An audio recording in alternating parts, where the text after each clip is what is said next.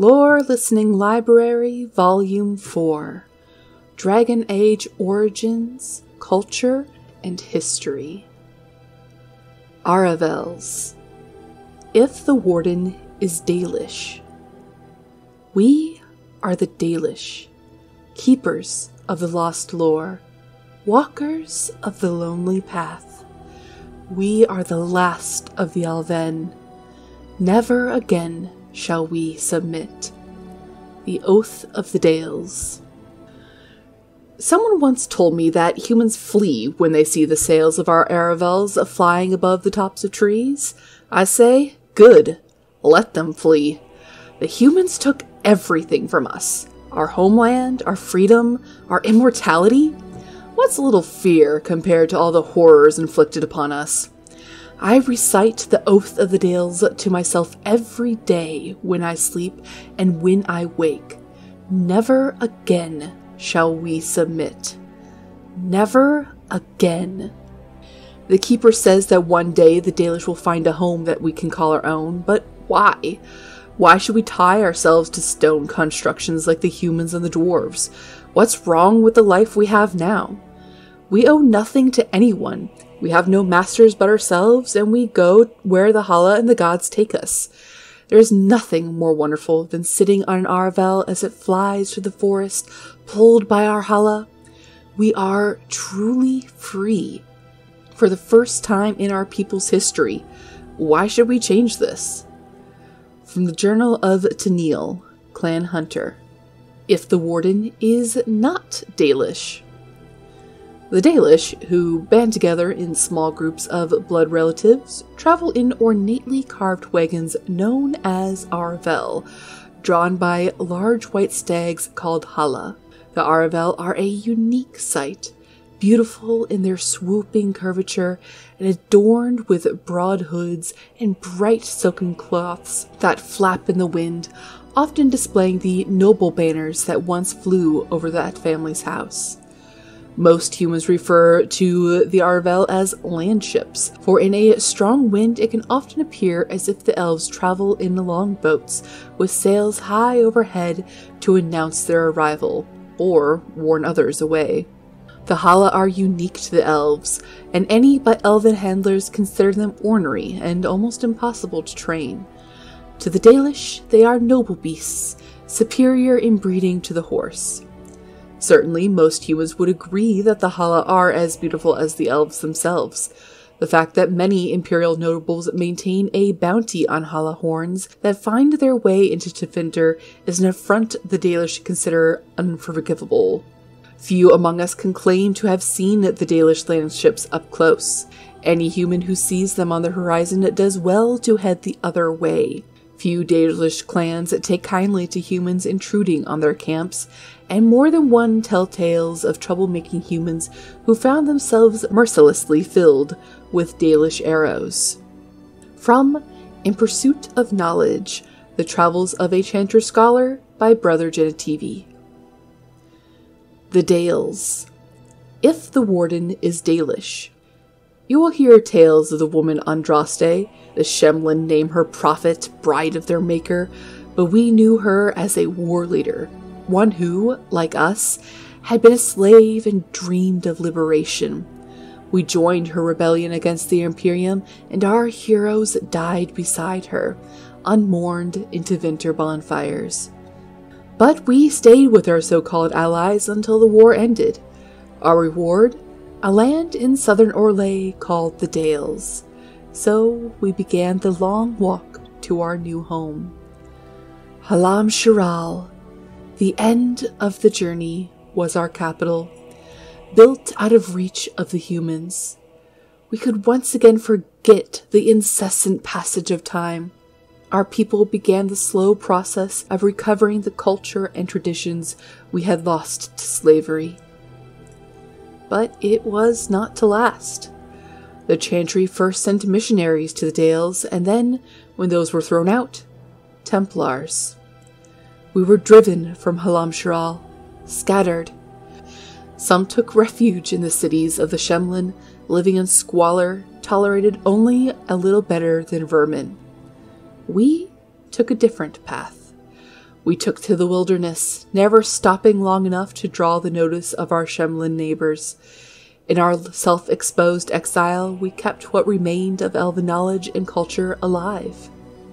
The end of the long walk, as told by Gisharl, keeper of the Rolofarin clan of the Dalish elves. If the warden is not Dalish.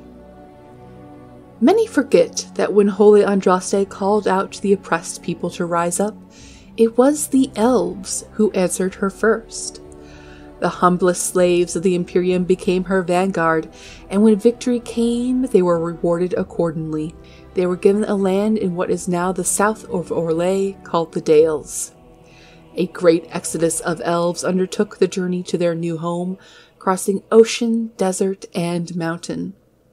Their city, the first elven city since the fabled Arlathan, was called Halam Shural. A new era had begun for the elves. But the old era wasn't through with them. In their forest city, the elves turned again to worship their silent, ancient gods.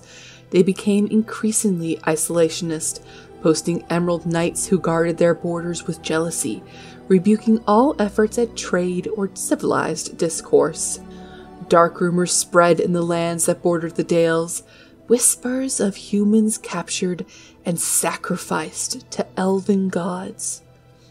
And then came an attack by the elves on the defenseless village of Red Crossing. The Chantry replied with the exultant march of the Dales, and the era of the Elven Kingdom came to an end. Halam Shural was utterly destroyed, the elves driven out, scattered, left to survive on goodwill alone. From Ferelden Folklore and History by Sister Petrine, Chantry Scholar. The Long Walk. When our people left Tevinter, we had nothing except the knowledge that for the first time in countless centuries, we were free. It was Shartan's dream that one day we would have our own homeland where we could live as we chose. After the long struggle that claimed the lives of many, even Shartan himself, we were granted the Dales. And though the Dales were to the south of the land of Orlais and a long way off from Tevinter, it mattered little. We were going home. And so we walked. We called our journey the Long Walk, for that was what it was. We walked with what little we had on our backs. Some walked without shoes, for they had none. Whole families, women with infants, the old and young alike, all of them made their way across the land on foot. And if one of our people could no longer walk, we carried him, or sometimes left him behind. Many perished along the way. Some died of exhaustion. Others simply gave up and fell by the wayside. A great number were set upon by human bandits, even though we had few possessions. Along the way, a growing number began to bemoan the decision to leave Tevinter. At least in Tevinter, they said, we had food, water, and shelter. What do we have here? Nothing but the open sky and the prospect of the never-ending road ahead. Some turned back toward Tevinter, but most of us continued walking. And the gods rewarded those of us who did not waver by bringing us to the Dales. Our people called the new city Halam Shural, the end of the journey. And for a time, it was home. As told by Gisharl, keeper of the Rolofarin clan of the Dalish elves. Uthanera. To the ancient elves who existed during the time of Arlathan, Uthanera was an act of reverence. Elves did not age.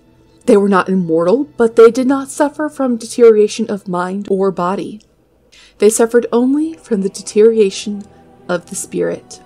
It did not happen often, but the oldest of the elves were said to reach a point where they became weary of life. Memories became too much to bear, and rather than fade into complacency, they voluntarily stood aside to let newer generations guide their people. Uthanera means the long sleep, in which the elder would retire to a chamber that was one part bed and 1 part tomb.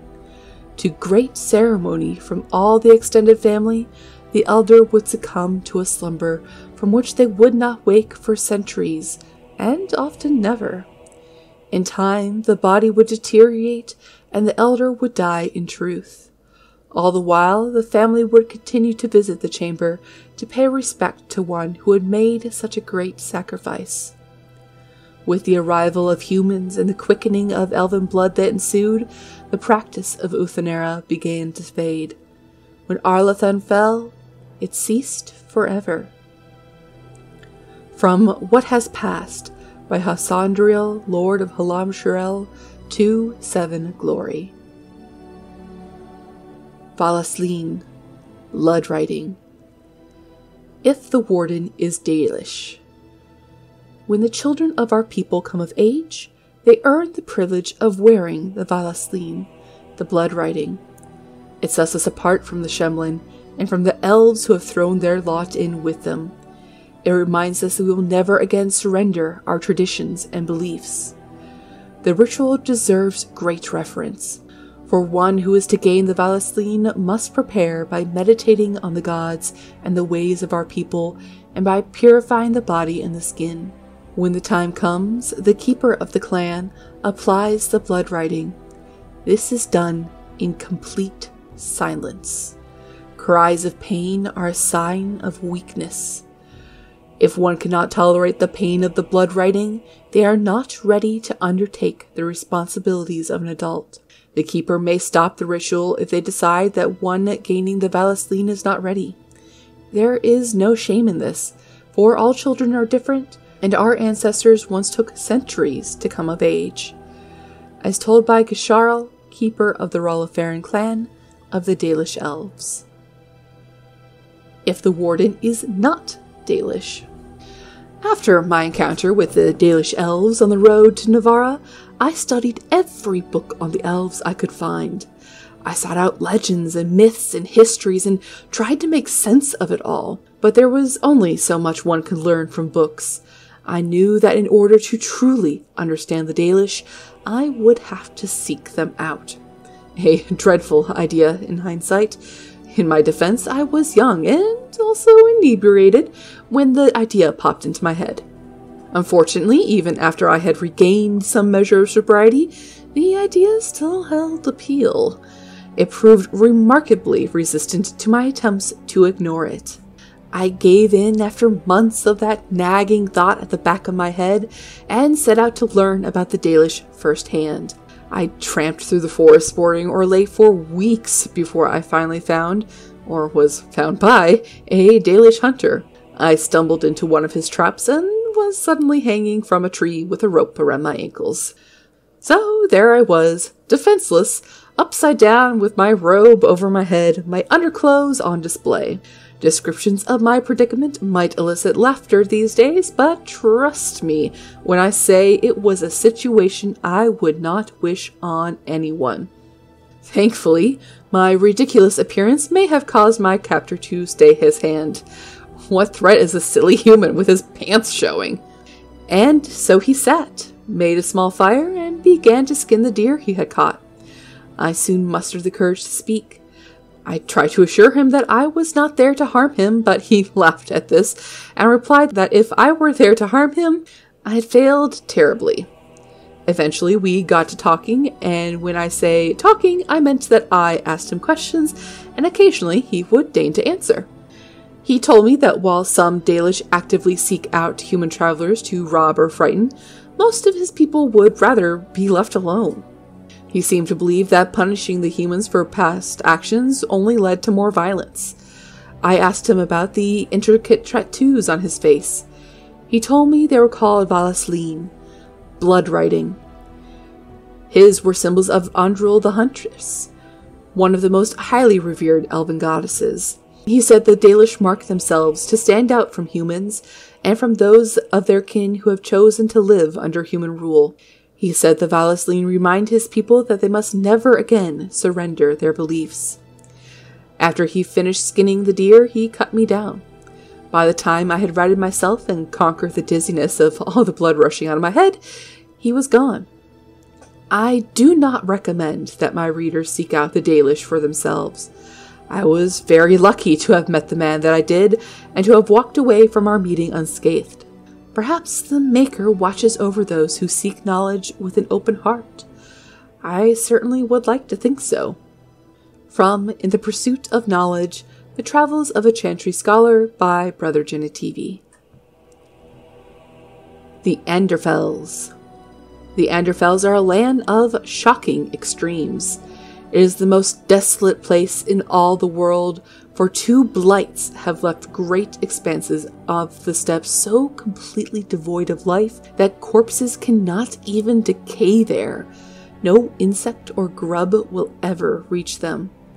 It is a land filled with wonders like the Murdain, which is a gigantic white statue of Our Lady carved into its face, her hands outstretched and bearing an eternal flame, or Weishaupt Fortress, with its walls of living rock towering over the desolate plains below. The Anders, too, are a people of extremes, the most devout priests and the most deadly soldiers, the poorest nation in the world, and the most feared. From In the Pursuit of Knowledge, Travels of a Chantry Scholar by Brother Genetivi. Antiva. In the rest of the civilized world, it is a common belief that Antiva has no king.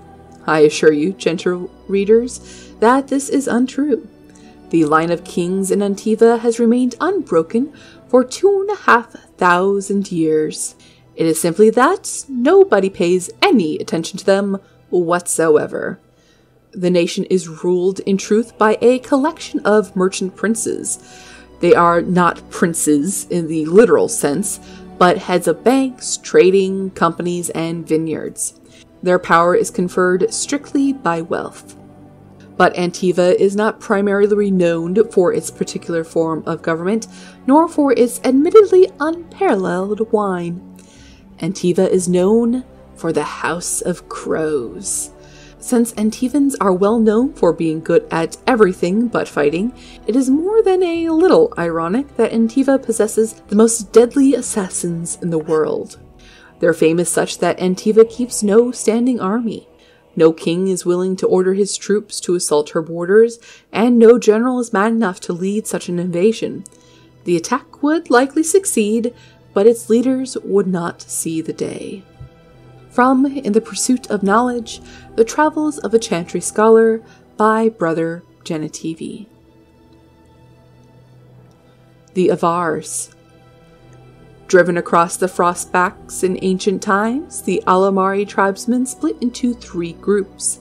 One settled in the Ferelden Valley, one was pushed into the Korkari Wilds, and the last returned to the mountains. Most Fereldans bear little resemblance to their Alamari ancestors, and the chastened remember few of their traditions, but the Avars have changed little throughout the ages. Like the chastened, the Avars are not a united people. Each tribe fends for itself and is beholden only to its thane. They still follow their own gods, Korth the Mountain Faller, Hakon Winter's Breath, the Lady of the Skies, as well as dozens of animal gods never named to outsiders. Nothing lasts in the mountains. Wind and rain eventually eat away the strongest holds. Valleys that were arable one generation are locked in year-round ice the next. Game is constantly on the move. Even among themselves, the Avar make no absolute promises. They wed by a tradition in which the groom struggles to untie a tightly knotted rope while the bride sings a hymn to one of the gods. However many knots he has undone by the time her song ends is the number of years she will spend with him. Lowlanders often forget that there is no such thing as a permanent alliance in the Frostbacks. From Ferelden, Folklore and History by Sister Patrine, Chantry Scholar. The Banorn. The central Ferelden Valley has always been a paradox. No single ban holds more than a few dozen leagues of farmland, yet together they govern a greater territory than all of the Terrans and Arls combined.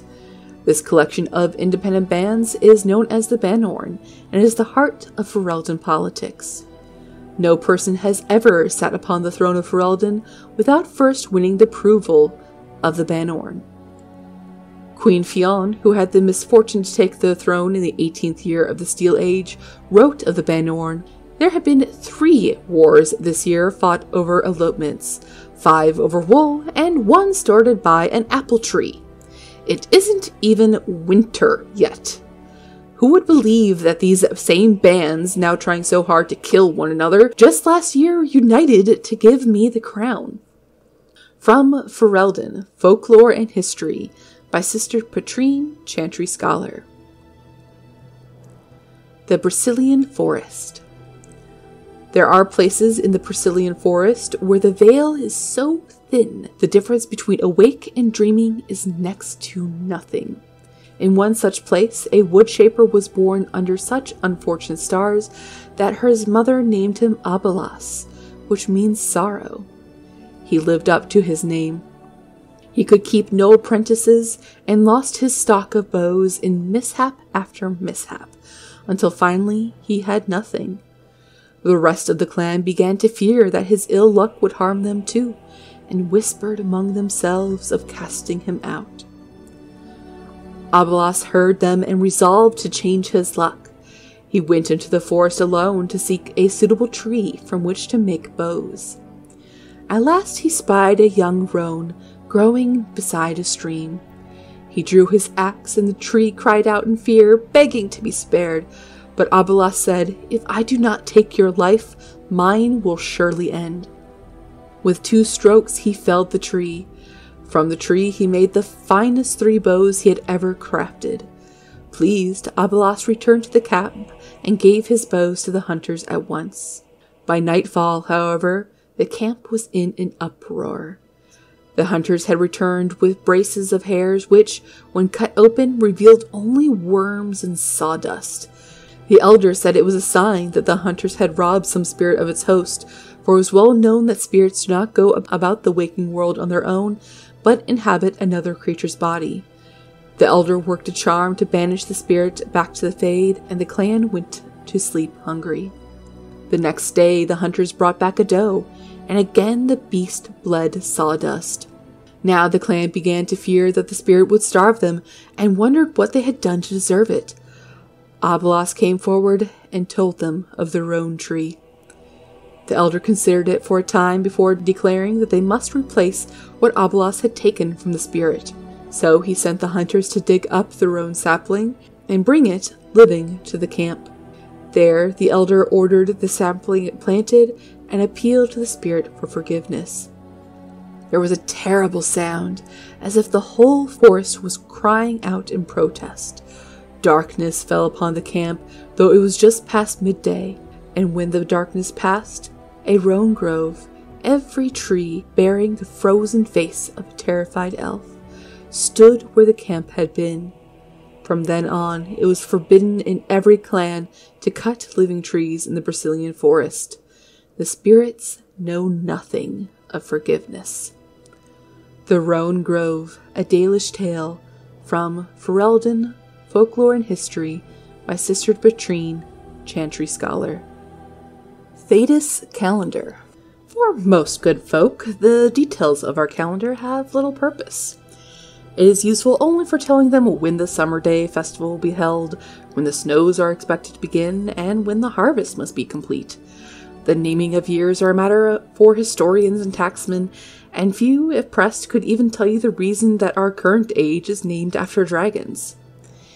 It is 930 Dragon Age, the 30th year of the 9th age since the crowning of the Chantry's first divine.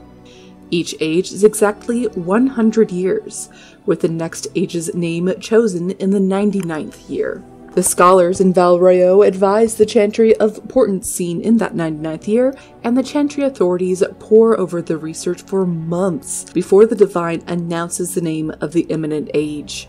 The age is said to be an omen of what is to come, of what the people of Thedas will face for the next 100 years. The current age was not meant to be the Dragon Age.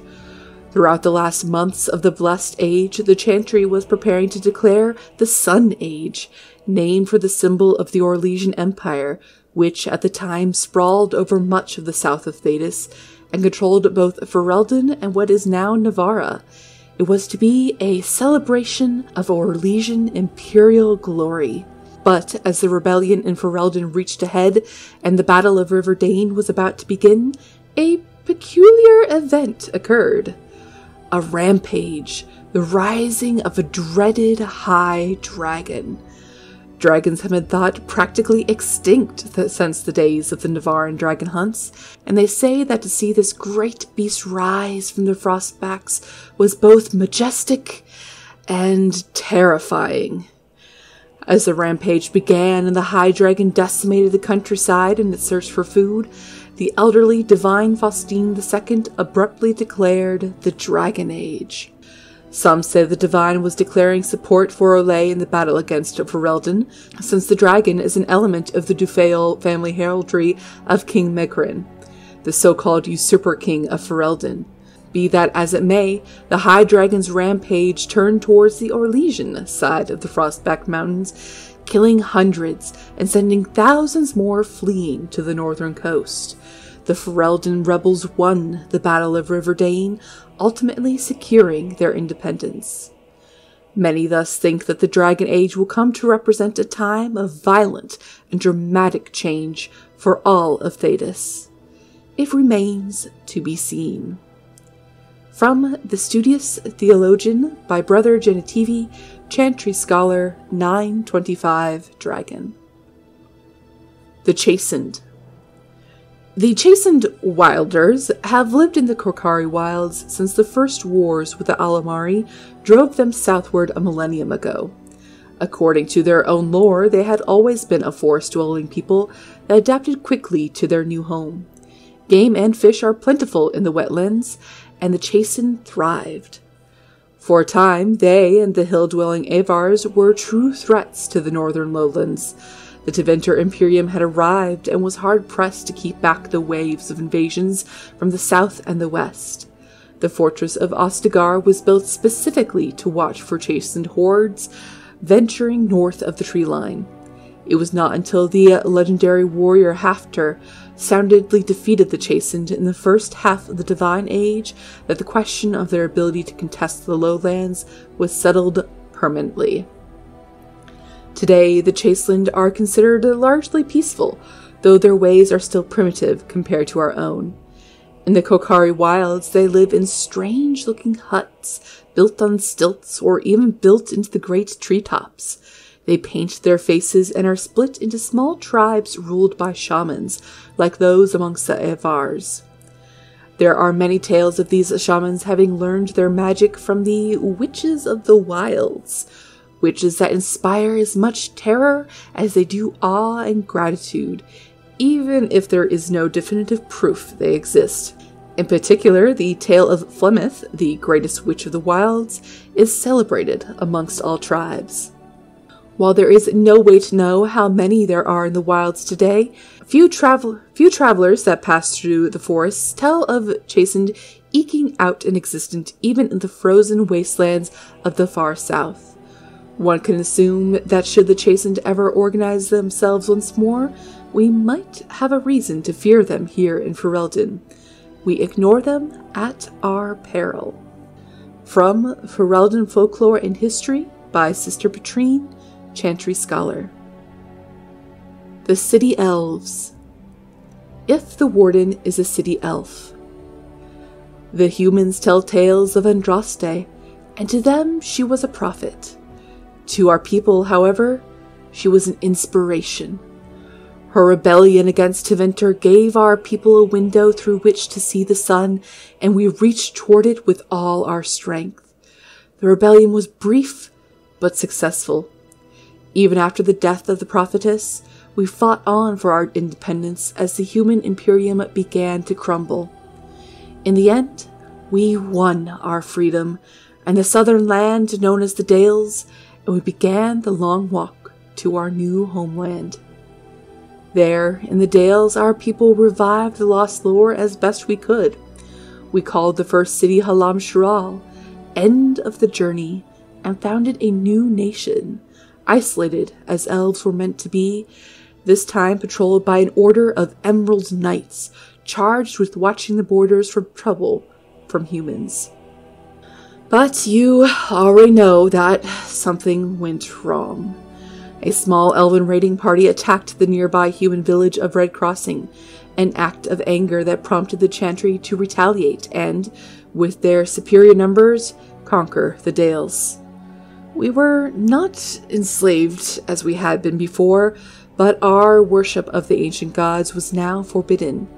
We were allowed to live among the humans only as second-class citizens who worshipped their maker, forgetting once more the scraps of lore we had maintained through the centuries.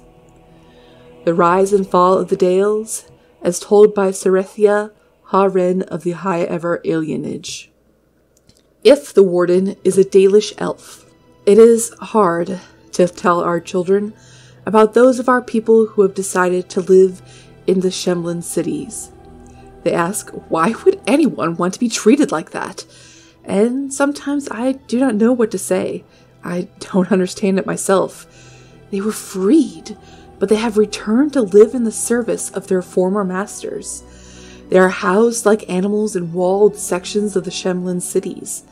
They do the meanest of tasks and are rewarded with nothing. Why?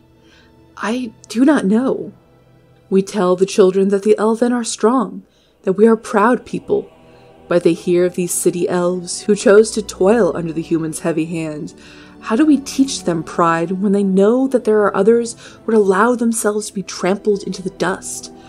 Do we tell them that these city elves are to be pitied, that they have given up on their people, given up their heritage?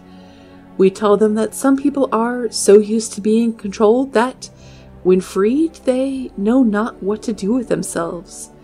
They are weak and afraid. Afraid of the unfamiliar, afraid of our life of wandering. Above all, they are afraid even to hope that one day we may have a home of our own. Gisharl, keeper of the Ralafaran clan of the Dalish Elves. If the Warden is not a city or Dalish elf. When the holy exultant march of the Dales resulted in the dissolution of the Elven kingdom, leaving a great many elves homeless once again, the divine Renata I declared that all lands loyal to the Chantry must give the elves refuge within their own walls. Considering the atrocities committed by the elves at Red Crossing, this was a great testament to the Chantry's charity. There was one condition, however. The elves were to lay aside their pagan gods and live under the rule of the Chantry. Some of the elves refused our goodwill. They banded together to form the Wandering Dalish Elves, keeping their old elven ways and their hatred of humans alive. To this day, Dalish elves still terrorize those of us who stray too close to their camps. Most of the elves, however, saw that it was wisest to live under the protection of humans. And so we took the elves into our cities and tried to integrate them. We invited them into our own homes and gave them jobs as servants and farmhands. Here in Denrums, the elves even have their own quarter, governed by an elven keeper. Most have proven to be productive members of society. Still, a small segment of the elven community remains dissatisfied. These troublemakers and malcontents roam the streets causing mayhem, rebelling against authority and making a general nuisance of themselves. From Ferelden Folklore and History by Sister Patrine, Chantry Scholar. Alienage Culture. There have always been alienages. They have been around for as long as elves and shems have lived in the same lands. Ours isn't even the worst. They say that Valroyo has 10,000 elves living in a space no bigger than Denrum's Market. Their walls are supposedly so high that daylight does not reach the Venedal until midday. But don't be so anxious to start tearing down the walls and picking fights with the guards. They keep out more than they keep in. We don't have to live here, you know. Sometimes a family gets a good break and they buy a house in the docks or the outskirts of town. If they're lucky, they come back to the alienage after the looters have burned their house down. The unlucky ones just go to the paupers' fields. Here, we're among family. We look out for each other. Here, we do what we can to remember the old ways. The flat ears who have gone out there, they're stuck. They'll never be human, and they've gone and thrown away being elven too. So where does that leave them? Nowhere. Cerethia, Haren of the High Ever Alienage. Arlathan, Part 1. Before the ages were named or numbered, our people were glorious and eternal and never changing. Like the great oak tree, they were constant in their traditions, strong in their roots, and ever reaching for the sky. They felt no need to rush when life was endless. They worshipped their gods for months at a time. Decisions came after decades of debate, and an introduction could last for years. From time to time, our ancestors would drift into centuries-long slumber, but this was not death, for we know they wandered the fade in dreams. In those ages, our people called all the land Elvenon, which in the Old Elven language means place of our people. And at the center of the world stood the great city of Arlathan, a place of knowledge and debate where the best of the ancient elves would go to trade knowledge, greet old friends, and settle the disputes that had gone on for millennia. But while our ancestors were caught up in the forever cycle of ages, drifting through life at what we today would consider an intolerable pace, the world outside the lush forests and ancient trees was changing. The first humans arrived from Parvalan to the north. Called Shemlin, or Quicklings, by the ancients, the humans were pitiful creatures whose lives blinked by in an instant. When they first met the elves, the humans were brash and warlike, quick to anger and quicker to fight, with no patience for the unhurried pace of elven diplomacy. But the humans brought worse things than war with them. Our ancestors proved susceptible to human diseases, and for the first time in history, elves died of natural causes. What's more, those elves who spent time bartering and negotiating with humans found themselves aging, tainted by the humans' brash and impatient lives. Many believed that the ancient gods had judged them unworthy of their long lives and cast them down with the Quicklings. Our ancestors came to look upon the humans as parasites, which I understand is similar to the way the humans see our people in the cities. The ancient elves immediately moved to close Elvenon off to the humans, for fear that this quickening effect would crumble the civilization. The fall of Arlathan, as told by Gisharl, keeper of the Ralafaran clan of the Dalish Elves. Arlathan Part 2. You ask, what happened to Arlathan? Sadly, we do not know. Even those of us who keep the ancient lore have no record of what truly happened. What we have are accounts of the days before the fall and the fable of the whims of the gods. The human world was changing even as the elves slept. Clans and tribes gave way to a powerful empire called Tevinter, which, and for what reason we do not know, moved to conquer Elvenon. When they breached the great city of Arlathan, our people, fearful of disease and loss of immortality, chose to flee rather than fight. With magic, demons, and even dragons at their behest, the Tevinter Imperium marched easily through Arlathan, destroying homes and galleries and amphitheaters that had stood for ages. Our people were corralled as slaves, and human contact quickened their veins until every captured elf turned mortal. The elves called to their ancient gods, but there was no answer. As to why the gods didn't answer, our people left only a legend. They say that Fenharel, the dread wolf and lord of tricksters, approached the ancient gods of good and evil and proposed a truce. The gods of good would remove themselves to heaven, and the lords of evil would exile themselves to the abyss, neither group ever again to enter the other's lands. But the gods did not know that Fenharel had planned to betray them, and by the time they realized the dread wolf's trickery, they were sealed in their respective realms, never again to interact with the mortal world. It is a fable, to be sure, but those elves who traveled the beyond claim that Fenharel still roams the world of dreams, keeping watch over the gods, lest they escape from their prisons. Whatever the case, Arlathan had fallen to the very humans our people had once considered mere pests. It is said that the Tevinter Magisters used their great destructive power to force the very ground to swallow Arlathan whole, destroying eons of collected knowledge, culture, and art. The whole of elven lore left only to memory. The fall of Arlathan is told by Gisharl, keeper of the Rolofaran clan of the Dalish Elves. The Dalish Elves. If the Warden is a Dalish elf. In time, the human empires will crumble. We have seen it happen countless times. Until then, we wait. We keep to the wild borderlands. We raise our Hala and build our Avels and present a moving target to the humans around us.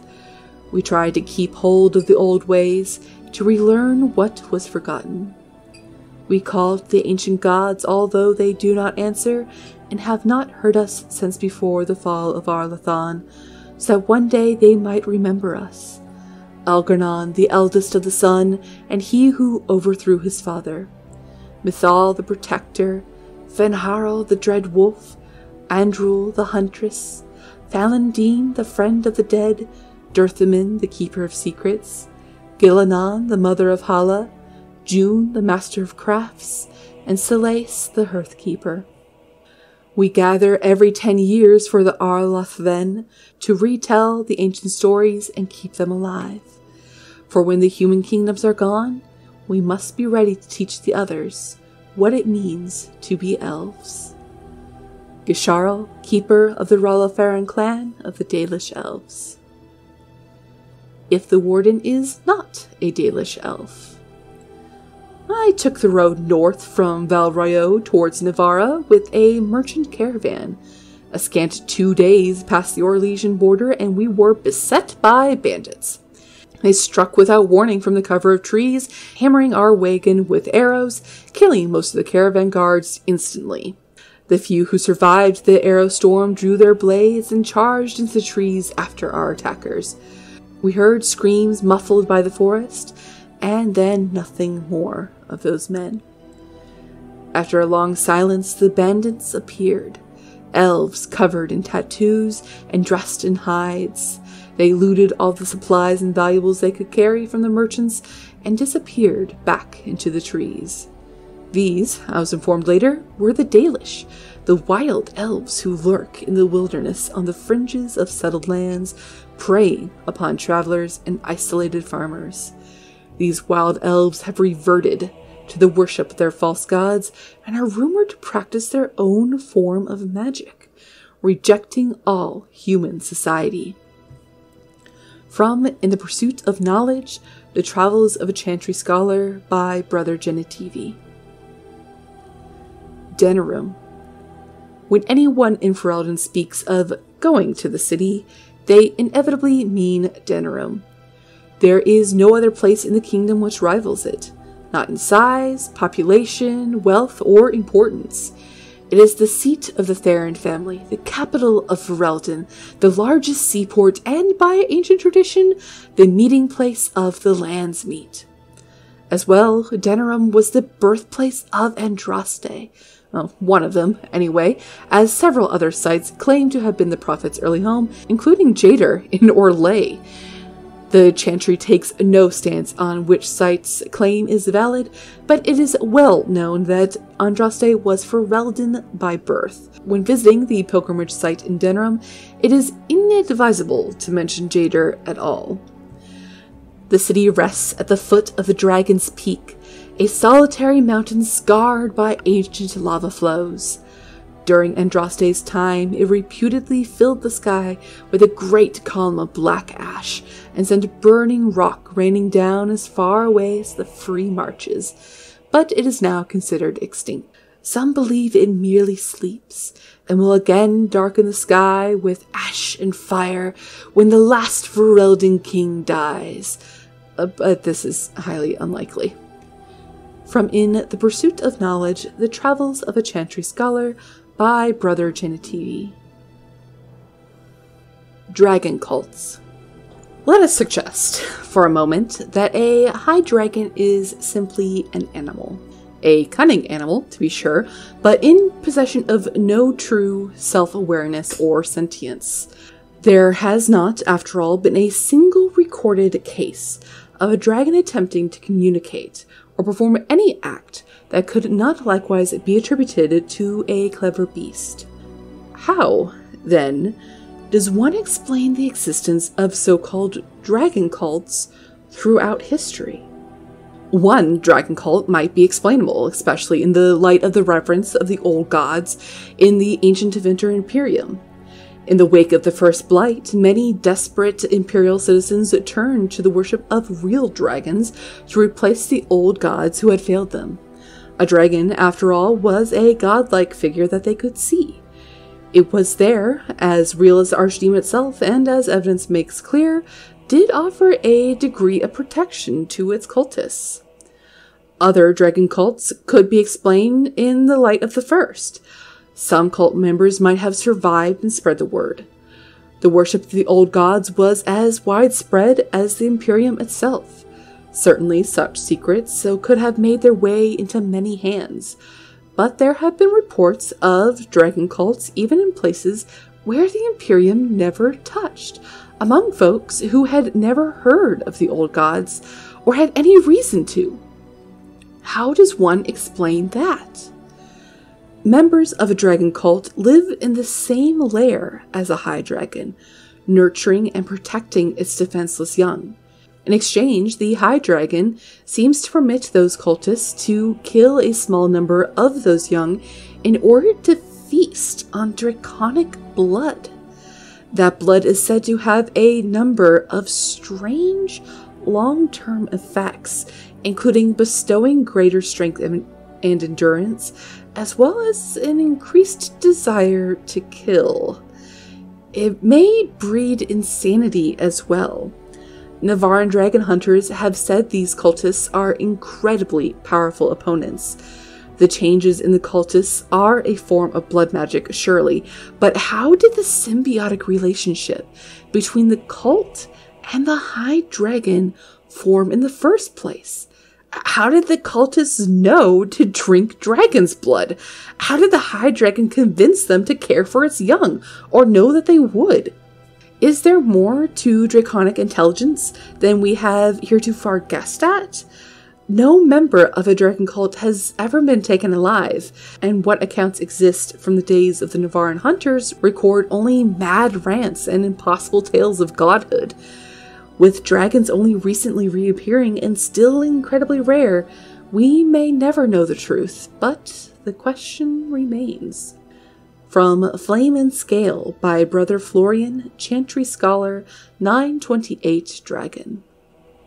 History of Ferelden, Chapter 1. Ferelden, as we think of it now, did not exist before the Exalted Age. Instead, the valley was divided up into dozens of old Alamari clans. They warred constantly with one another over land, honor, the allegiance of the freeholders, and on one notable occasion, the name given to a favorite Mabari. And then, in the 33rd year of the Exalted Age, Galahad Theron became Tairn of Denerim, and everything changed. Most of what we know about the founding of our nation comes from old songs that the bards passed down through the ages. The songs are filled with wild exaggerations and outright lies, but this hardly differs from the scholarly papers of some of my contemporaries. There is no agreement among the poets or scholars on how he did it, but Calenhad gained the support of the Circle of Magi, and they crafted for him a suit of silvery white armor that, by all accounts, repelled both arrow and blade. Calenhad led his army across the valley and captured Redcliffe, one of only 3 men who ever successfully laid siege to that fortress, and presented himself to the bands of the Landsmeet as their king. The poets tell us that every lord knelt before Calenhad without question. The fact that he attended the Landsmeet surrounded by ash warriors and loyal mages of the Circle is generally omitted from the ballads, however. From Calenhad came the line of Therin kings and queens who reigned uninterrupted until the 44th year of the Blessed Age, when the Orlesian invasion came. The rightful king was forced to flee Denerim, and for 70 years a puppet sat upon the throne. From Ferelden Folklore in History by Sister Petrine, Chantry Scholar. History of Ferelden, Chapter 2. The occupation was a dark blot on Ferelden's history. Our people, who from time immemorial valued their freedom over all else, were forced to bow to Orlesian rule. The Empire declared our elves property and sold them like cattle. Chevaliers routinely plundered freeholds of coin, food, and even women and children, and excused it as taxation. And for 70 years no landsmeets were held, for the imperial throne had declared our ancient laws a form of treason. King Brandel was one of those who escaped. He tried to organize the other fugitive lords to retake their land, but Brandel was neither clever nor persuasive, and the nobles preferred to take their chances alone. Ferelden might still be a little more than a territory of the Empire were it not for the fact that his daughter had all the charisma that her royal father lacked. The rebel queen's rule began with a midnight attack on the imperial armory at Lothering. It was swift and successful, and with their pilfered arms the rebels began a campaign against the Orlesians in earnest. But the turning point of the war came when a young freeholder joined the queen's army. The lad, Logain MacTier, possessed a remarkable talent for strategy and quickly became the favorite advisor of young Prince Marek. The queen finally died at the hands of Orlesian sympathizers, anxious to curry favor with their painted masters, and Marek took her place as the leader of the rebellion. Logain became Marek's right hand. Marek and Logain led the rebels in a new campaign against the Orlesian oppressors, culminating in the Battle of River Dane, where the last chevaliers in Denerim were crushed. With the capital once more in the hands of Ferveldens, the battle to free our people was finally over. But the battle to rebuild what had been lost had only just begun. From Ferelden Folklore in History by Sister Petrine, Chantry Scholar. Culture of Ferelden. The Fereldens are a puzzle. As a people, they are one bad day away from reverting to barbarism. They repelled invasions from Tevinter during the height of the Imperium with nothing but dogs and their own obstinate disposition. They are coarse, willful, dirty, disorganized people who somehow gave rise to our prophet, ushered in an era of enlightenment, and toppled the greatest empire in history. There are a few things you can assume safely when dealing with these people. First, they value loyalty above all things, beyond wealth, beyond power, beyond reason. Second, although they have nothing in their country which you are likely to think at all remarkable, they are extremely proud of their accomplishments. Third, if you insult their dogs, they are likely to declare war. And finally, the surest sign that you have underestimated the Fereldens is that you think you have come to understand them. Empress Celine I of Orlais, in a letter to her newly appointed ambassador to Denerim. Dogs in Ferelden. I am frequently asked during my travels in other lands to explain the dogs omnipresent in Ferelden. Inevitably, I tell my foreign questioners that there are no more dogs in my homeland than in their own. In every civilized corner of Thedas, an astute observer will notice dogs employed in hunting game, keeping barns and storehouses free of vermin, herding livestock, guarding homes, and even used as beasts of burden in the mountains. It is simply that Ferelden show appreciation for the work that our dogs do. And perhaps the reason for that is tangled up in mythology. Hafter, the first man to be named Tern, the hero who united our Alamari ancestors to drive back the darkspawn of the Second Blight, was reputed to be the son of a werewolf. Now, perhaps this was meant to be some comment on his temperament, or simply a way of making a great man even larger than life. But more than half the noble families in Ferelden claim to be the descendants of Hafter, and consequently many of our people believe they have some distant kinship with wolves. It is only good manners to be polite to one's kin. From In Pursuit of Knowledge, The Travels of a Chantry Scholar by Brother Genetivi. Geography of Ferelden. The Kingdom of Ferelden is the southernmost civilized nation in Thedas, although some scholars dispute that claim to civilization. It is perhaps the most physically isolated of all the kingdoms of Thedas. To the east is the Amaranthine Ocean, to the north the Waking Sea, and to the south the Kokari Wilds, which in the summer months are a vast peat bog, and the winter become a treacherous labyrinth of iced-over waterways. The Frostback Mountains guard the western border, and only a narrow plain between the mountains and the sea allows travel between Ferelden and Orlais. Most of the land in the central portion of the kingdom, called the Banorn, is open plains. These are crossed by the remnants of the ancient Tevinter highway that once connected Val Royeaux with Ostagar on the edge of the Kokari Wilds. The western part of Ferelden is dominated by Lake Calenhad, a huge caldera filled by the runoff of glaciers from nearby mountains. Lake Calenhad is home to the famed Fortress of Redcliffe, as well as the Circle Tower, which houses Ferelden's Circle of Magi. In the east is the vast Brazilian forest, which the superstitious locals profess to be haunted, and from which rises the Dragon's Peak, a solitary mountain that guards the capital city of Denerim. From In the Pursuit of Knowledge, The Travels of a Chantry Scholar by Brother Genetivi. The Free Marches. The Free Marches are not a kingdom, nor even a nation in the most basic sense. People from that region dislike even being lumped together as marchers. Rather, they are a collection of independent city-states, united only when it suits them. In this respect, they resemble the Banorn before the arrival of King Calenhad. Because of this, the Free Marches have no capital, and what passes for a central government exists only sporadically, a sort of lands meet that convenes only during times of crisis. I arrived in time for the grand tourney while it was on in Tantervale, a remarkable sight indeed. I saw Avar hillsmen test their mettle against Orlesian chevaliers, riders from the Anderfells buying Navarran cavalry horses, and Tevan craftsmen selling their wares to Tevinter mages. All of Thedas was on display. From In the Pursuit of Knowledge, The Travels of a Chantry Scholar by Brother Genetivi.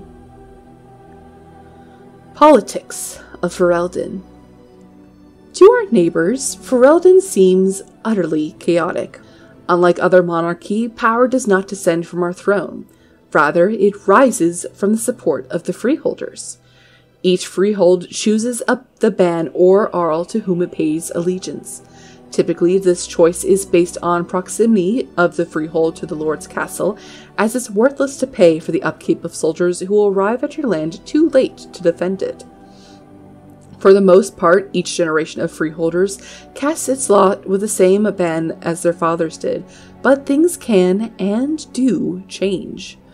No formal oaths are sworn, and it is not unheard of, especially in the prickly central Banorn, for bands to court freeholders away from their neighbors, a practice which inevitably begets feuds that last for ages.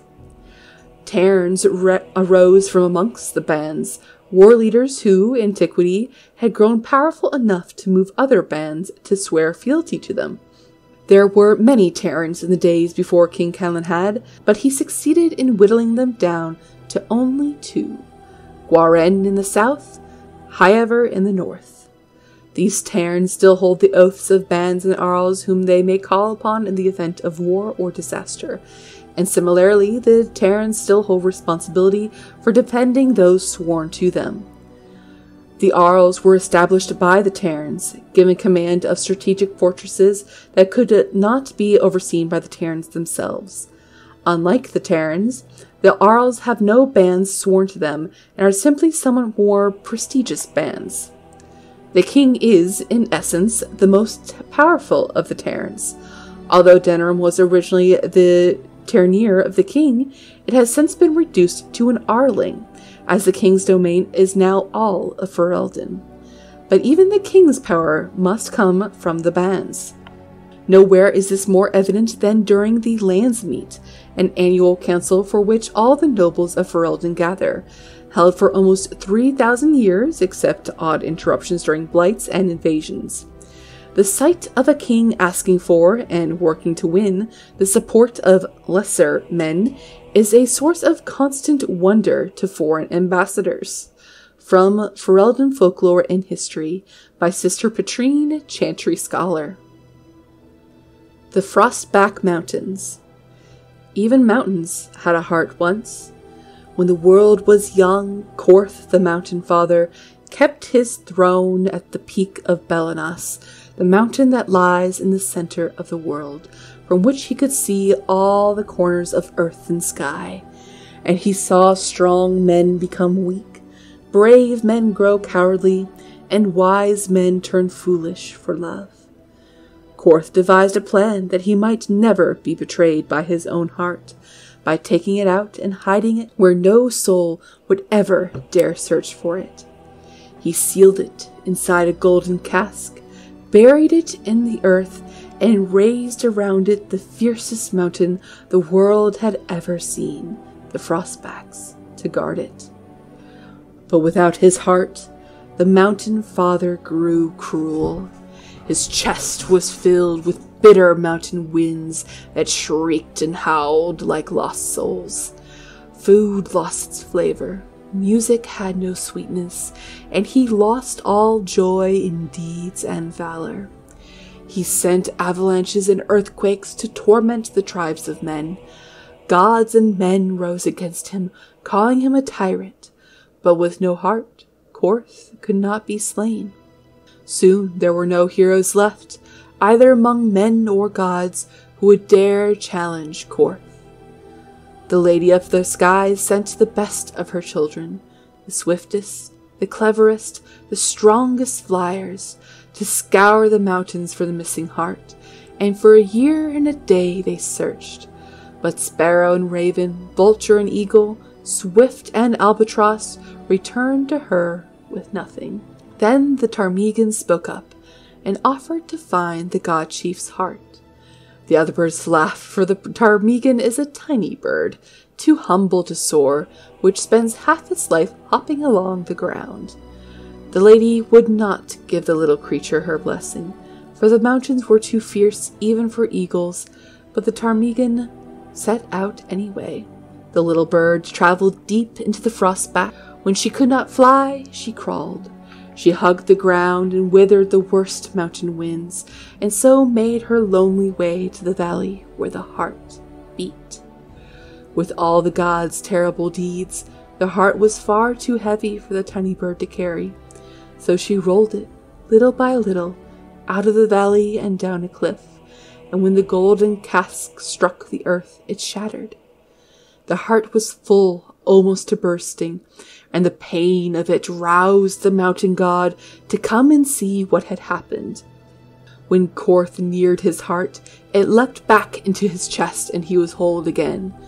Then Hakon Winter's Breath bound Korth's chest with 3 bands of iron and 3 bands of ice, so it could never again escape. And all the remaining gods named the ptarmigan honored above even the most loftiest eagles. The ptarmigan, an Avar tale from Ferelden folklore and history by Sister Petrine, Chantry scholar. Gwaren. The human settlement of Gwaren is built directly on top of a dwarven outpost by the same name. Prior to the First Blight, in a time when Ferelden was not yet a nation and was still carved up into barbarian tribes, the outpost served as a source of salt and a means by which the dwarves could reach the sea lanes of the Amaranthine Ocean. Unwilling to come to the surface, the dwarves made an agreement with the local Terran to build a port, and relied on the humans to ferry goods between the ships and the underground outpost. This made Gwaren a prosperous place, extraordinarily wealthy for a time. When, in the Divine Age, the dwarven kingdoms fell to the Darkspawn and the deep roads were closed off, so too did the dwarves disappear from Gwaren. The human settlement, the envy of the surrounding barbarian tribes, was assaulted and sacked, its wealth stolen. The town remained, however, and despite its remote location, continued to find value as a source of fish and timber. As the first settlement liberated by King Maric and Loghain during the Ferelden Rebellion, Gwaren was eventually granted to Loghain when he became Terran in 911 Dragon. From Ferelden Folklore and History by Sister Petrine, Chantry scholar. Highever. Castle Highever has stood since the Divine Age, when it was not an independent Banorn, but merely an outpost of the growing Banorn of Amaranthine, in the days before Amaranthine became an Arling itself. The outpost of Highever was originally held by the Elston family, cousins of the Howes. In the Age of Towers, however, Ban Conabar Elston was murdered by his wife, Flemeth, thus ending the bloodline. Conabar's captain of the guard, Sarum Coastland, took the lands and title. The Coastlands declared their independence from Amaranthine, starting a war that lasted 30 years. When the dust settled, Highever was on its own, in possession of half the land that had once been southwestern Amaranthine. Highever became a Ternier during the Black Age, when Halia Coastland gathered the lords together under her banner to drive the werewolves out of their lands, earning herself the title of Tierna, almost as an afterthought. Today, Highever is one of the only 2 remaining Terniers, making the Coastland family second in rank only to the king, if the warden is a human noble. The Coastland family, however, was all but wiped out in an unexpected attack by Arl Howe of Amaranthine, and the fate of the Ternier is now in question.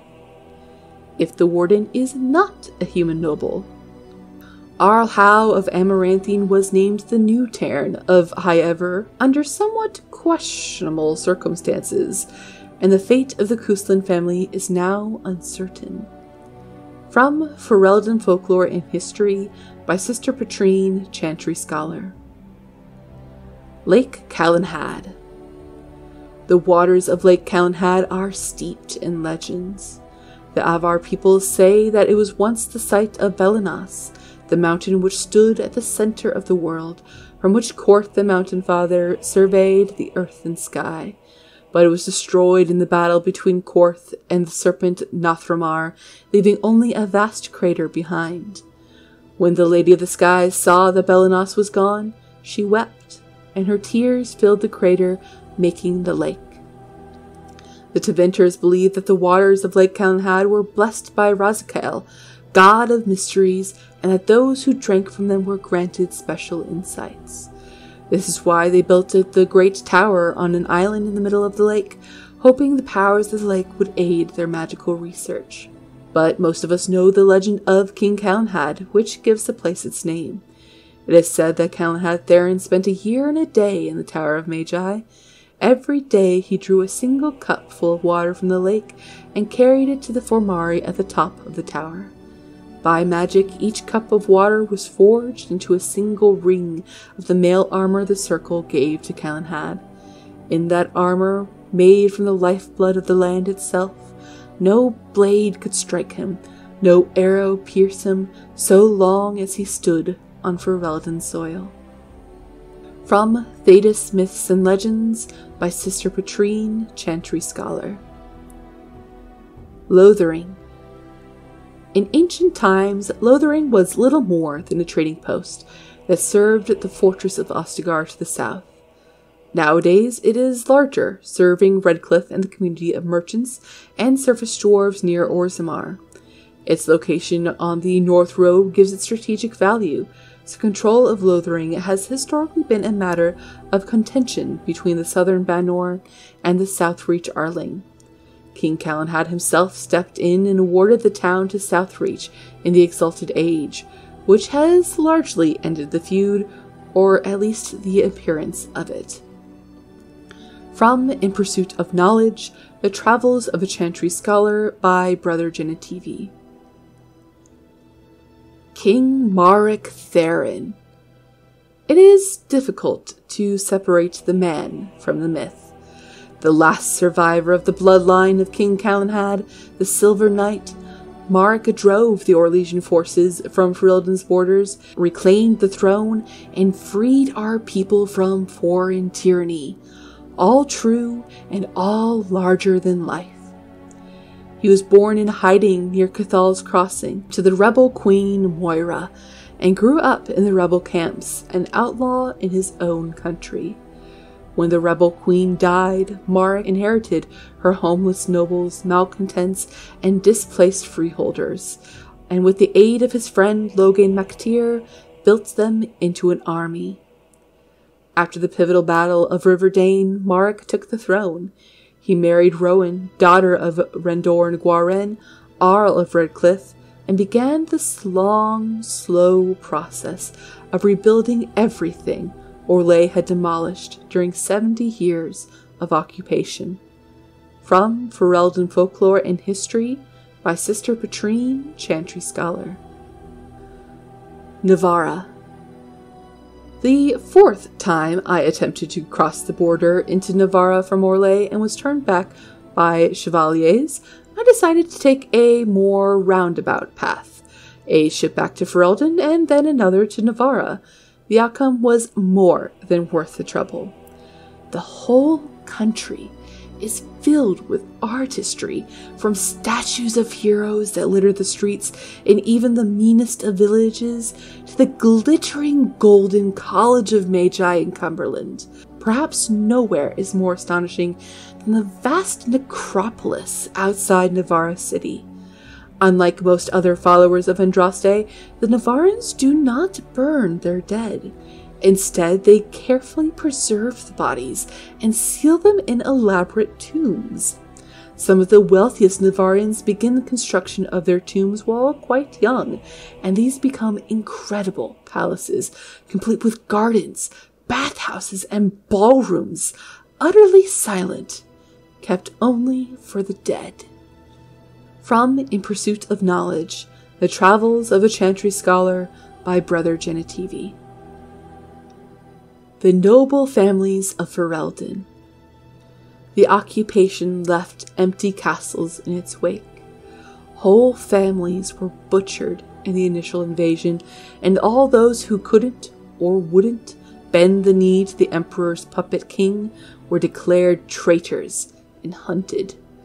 Many bloodlines were ended on chevaliers' blades at dusty crossroads, in forest clearings, or in freeholds. And then there were the turncoats. To curry favor with their new masters, some nobles took up arms against their brothers.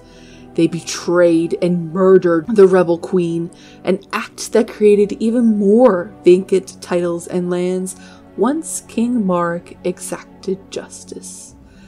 That Ferelden did not fall apart after the Orlesians left is a testament to the strength of King Marek.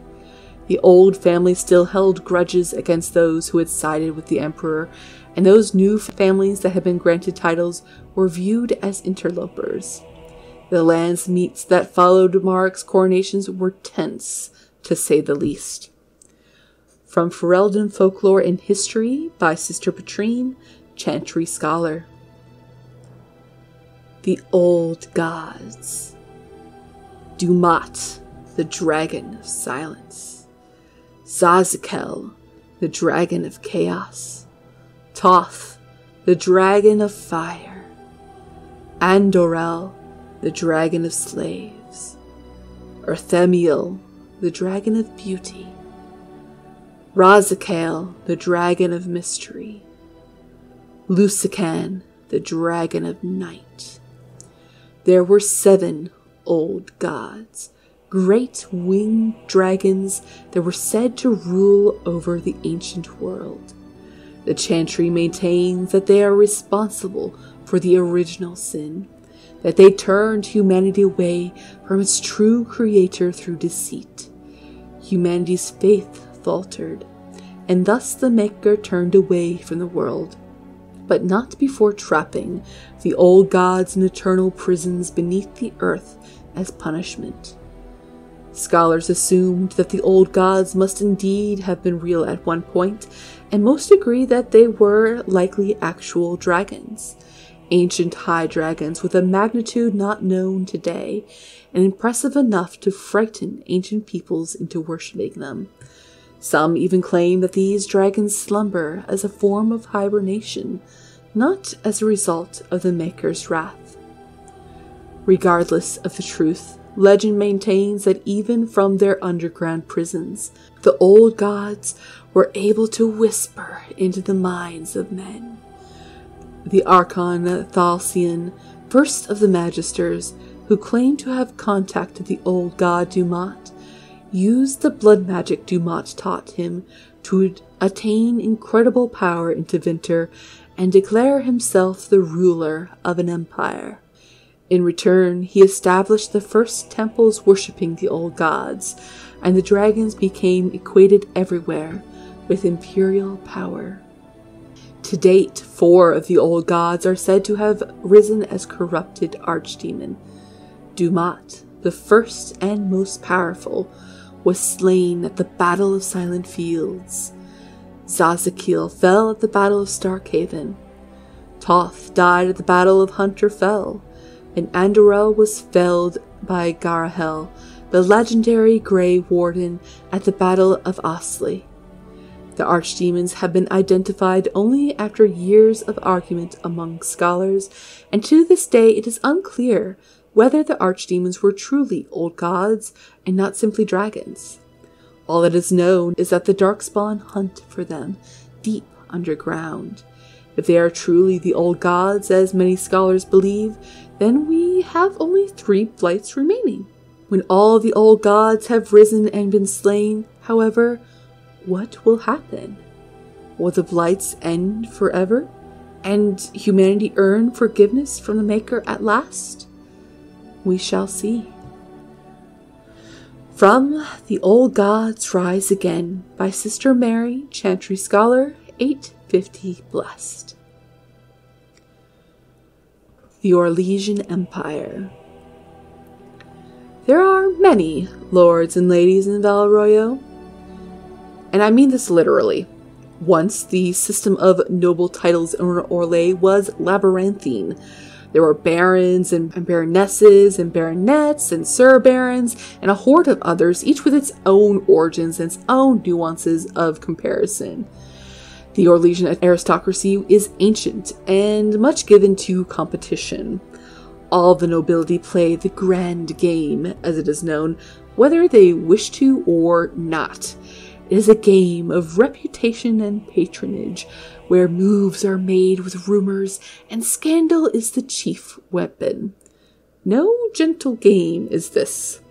More blood has been drawn as a result of the grand game than any war the Orlesians have fought. Of this I am assured by almost every gentleman here. As far as titles went, everything changed with the coming of Emperor Dracon, who established the Orlesian Empire as it exists now, and who created the Chantry. There is no more venerated figure in Orlais. In Valrayo, the statue of Drakon stands as tall as the statue of Andraste. Drakon determined that the grand game was tearing Orlais apart, so he abolished all titles besides his own and Lord and Lady. I am told, with some twittering amusement, that this action did not end the grand game as Drakon had intended. Now the lords and ladies collected unofficial titles rather than official ones, such as the exalted patron of Tassis Clay or uncle to the champion of Tremez. It is a headache to remember such titles, and one winces to think of the poor doormen at the balls who must rattle them off as each guest enters the room. The aristocracy is different from Ferelden in other ways as well. The Orlesians' right to rule stems directly from the Maker. There exists neither the concept of rule by merit, nor the slightest notion of rebellion. If one is not noble, one aspires to be, or at least aspires to be in the good graces of a noble, and is ever watching for a way to enter the patronage of those better placed in the grand game. And then there are the masks and the cosmetics. I have not seen so much paint since the kennels at Highover, but that is another story. From Beyond the Frostbacks by Ban Teoric of Westhill, 920 Dragon. The Casteless. The caste system in Orzammar includes many groups of privilege, the nobility and the warriors above all others, but to a lesser degree the merchants and the smiths and the miners. Tradition establishes a clear hierarchy, but as in any culture with an upper class, there is also a clear underclass. These unfortunates, the so-called casteless, are believed to be descendants of criminals and other undesirables. They have been looked down upon since Orzammar's foundation. They have taken up residence in a place called Dust Town, a crumbling ruin on the fringe of Orzammar's common areas. Orzammar society considers these casteless lower than even the servant caste. Indeed, the casteless are not allowed to become servants, as it's too honorable a position. They are seen as little better than animals, their faces branded at birth to mark them as the bastard children of the kingdom. Their home district, little more than a slum, is a haven for crime, organized and otherwise. Orzammar's guards seemingly cannot be bothered to patrol its streets. The best that most casteless dwarves can hope for is a life at the whim of a local crime lord, ended abruptly by violence or an overabundance of toxic lichen ale. Even so, there is some hope for the casteless, a dangling rope that offers a way into greater Orzammar society.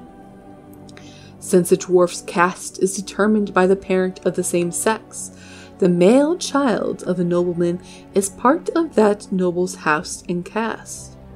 Strangely, it is acceptable for casteless women to train in the arts of courtly romance, to woo nobles and warriors. They are known as noble hunters.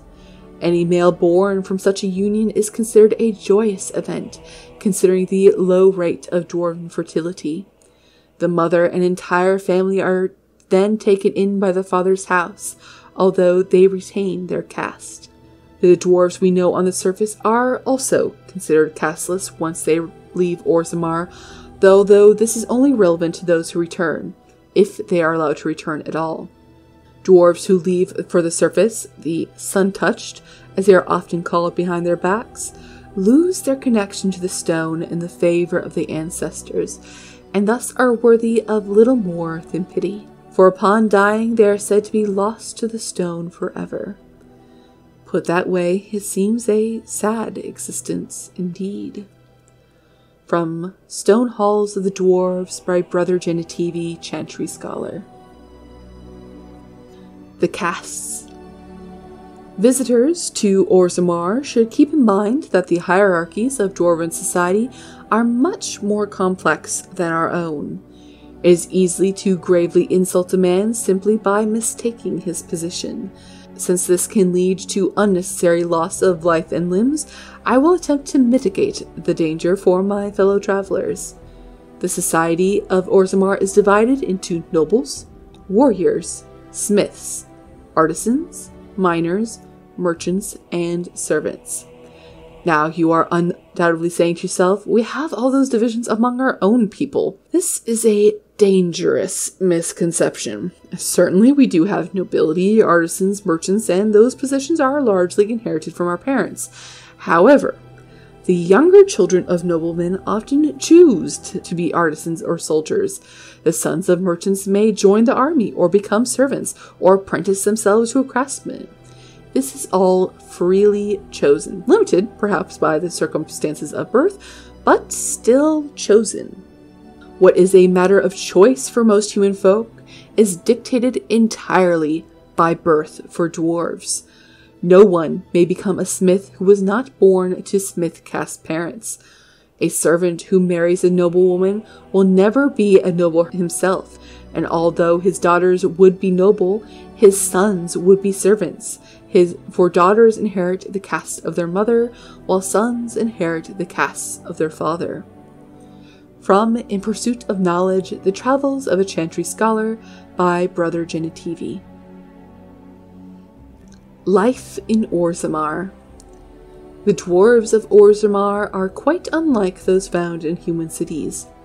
Although Orzammar derives its vast wealth from trade with human kingdoms, all dwarves who come to the service to trade are stripped of their position in society.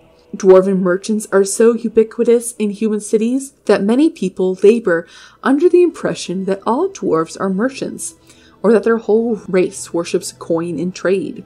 But these surface dwarves are atypical creatures, the ones willing to give up all ties to their kin and surface their rank in order to conduct business.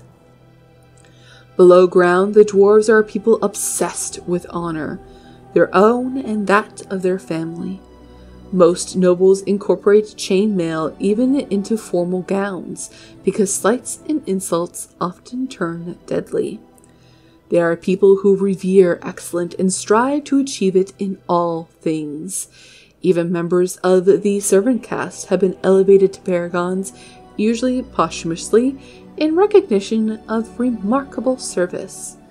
From In Pursuit of Knowledge, The Travels of a Chantry Scholar by Brother Genitivi. Deep Roads. There isn't a dwarf alive who remembers the deep roads as they once were. They were a network of tunnels that joined the Tigers together. To be honest, it isn't even right to give them such a simple term as tunnels. They were works of art, with centuries of planning demonstrated in the geometry of their walls, with the statues of the paragons to watch over travelers, with the flow of lava that keeps the dark roads lit and warm. The cloud gazers up on the surface talk of the imperial highway built by the magisters of old, a raised walkway that crossed thousands of miles, something that could only have been built by magic. Perhaps it is comparable to the deep roads, although we dwarves didn't need magic. I suppose it doesn't matter anymore. The Darkspawn rule the deep roads now. When Orzammar sealed off the entrances to the deep roads, abandoning everything that lay out there, we handed over the kingdom that was to those black bastards forever. To think that there were genlocks crawling over Bornamar now, tearing down our statues, defiling our greatest works. Corruption covers everything we built there. Every dwarf who goes out there and comes back says that it gets worse with each passing year, and the foulness spread a little further. And the cloud gazers think that the Darkspawn are gone just because they aren't spilling out onto the surface. One day, when Orzammar is gone for good, they'll find out differently. Those Darkspawn won't have anywhere else to go but up, and they'll do it. The surface folk will have themselves a blight that will never end. Transcript of a conversation with a member of the Dwarven mining caste, 890 Blessed. the city of Orzammar. The dwarves are lauded for their craftsmanship, and the city of Orzammar is one of their finest works. Orzammar lies at the heart of the Frostback Mountains, deep underground. The city arcs outward from the royal palace, which is built around a natural lava vent, continually founting liquid rock, which both lights and heats the entire cavern.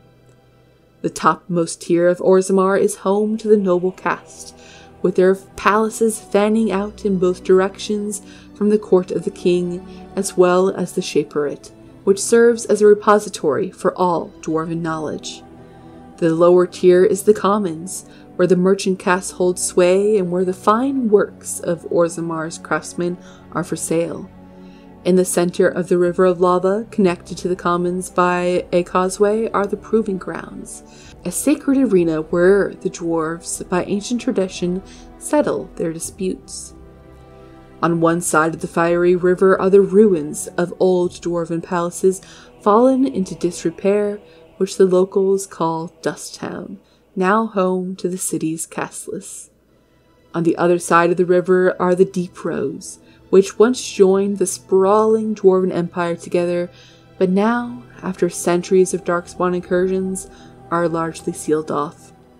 Nearly all knowledge of this network of underground passages has been lost, even to its builders.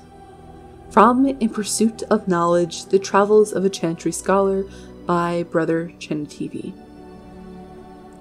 Cut to Kalsharok. 1155, the Tevinter Imperium, will be known as a year of painful decisions.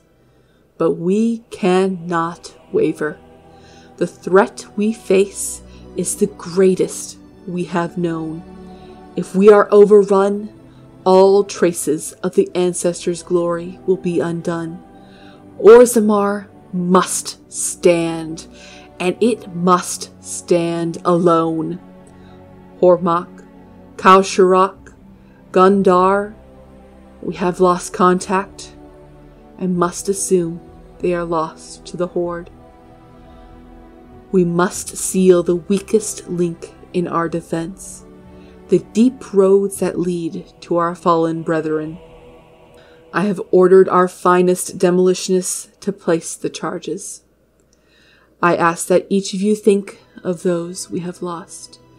They served as the warning that spurred us to action, and I know the stone will embrace them.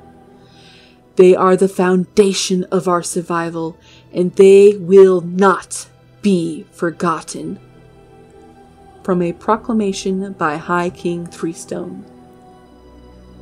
200 years! Kalsharok lives, you stone-forsaken deep lords. There is no greater hatred than a brother at your throat. Graffiti, author unknown. Legion of the Dead. Yes, stone greetings, friend. You will fight ceaselessly in the Legion of the Dead. The motto of the Legion of the Dead. The Legion accepts all. So I was told by one of the legionnaires himself, a dwarf who waited quietly at the entrance to the deep roads for the rest of his unit to assemble. They gathered slowly, each equipped with heavy armor and fine weapons, each painted with grim tattoos applied at their funerals the night previous. For that is the nature of the Legion. They are all dead. Any dwarf may join the Legion so long as he is willing to give up everything he has. The funeral rites are somber. A final goodbye is said to family and loved ones. Any material goods are dispersed to heirs and last words are said, and then it is done. The new legionnaire marches out into the deep roads, never to return. The Legion fights against the Darkspawn to the last, striking one final blow against the monsters that have claimed so much of their homeland. Many join the Legion to clear the slate. Criminals join to avoid punishment. The dishonored join so their houses and family need not suffer on their behalf. The bankrupted join so their debts might be forgiven. A very few join for a last chance at glory, but the Legion takes them too. This group hopes to reach the fabled fortress of Bornamar, once the Legion's home, associated with the greatest of their paragons. Bornamar is a holy place. It's lost the last great blow against the Dwarven Kingdom, and its recapture would be a glorious signal to all of Orzammar. But capture it or no, all these warriors will die in the deep roads. It is a sobering thought, and I now know why the dwarves say the Legion's charge is the battlefield's most frightening sight. They have nothing left to lose. From Stone Halls of the Dwarves by Brother Genitivi, Chantry Scholar. House Iduken, Shield of Orzammar.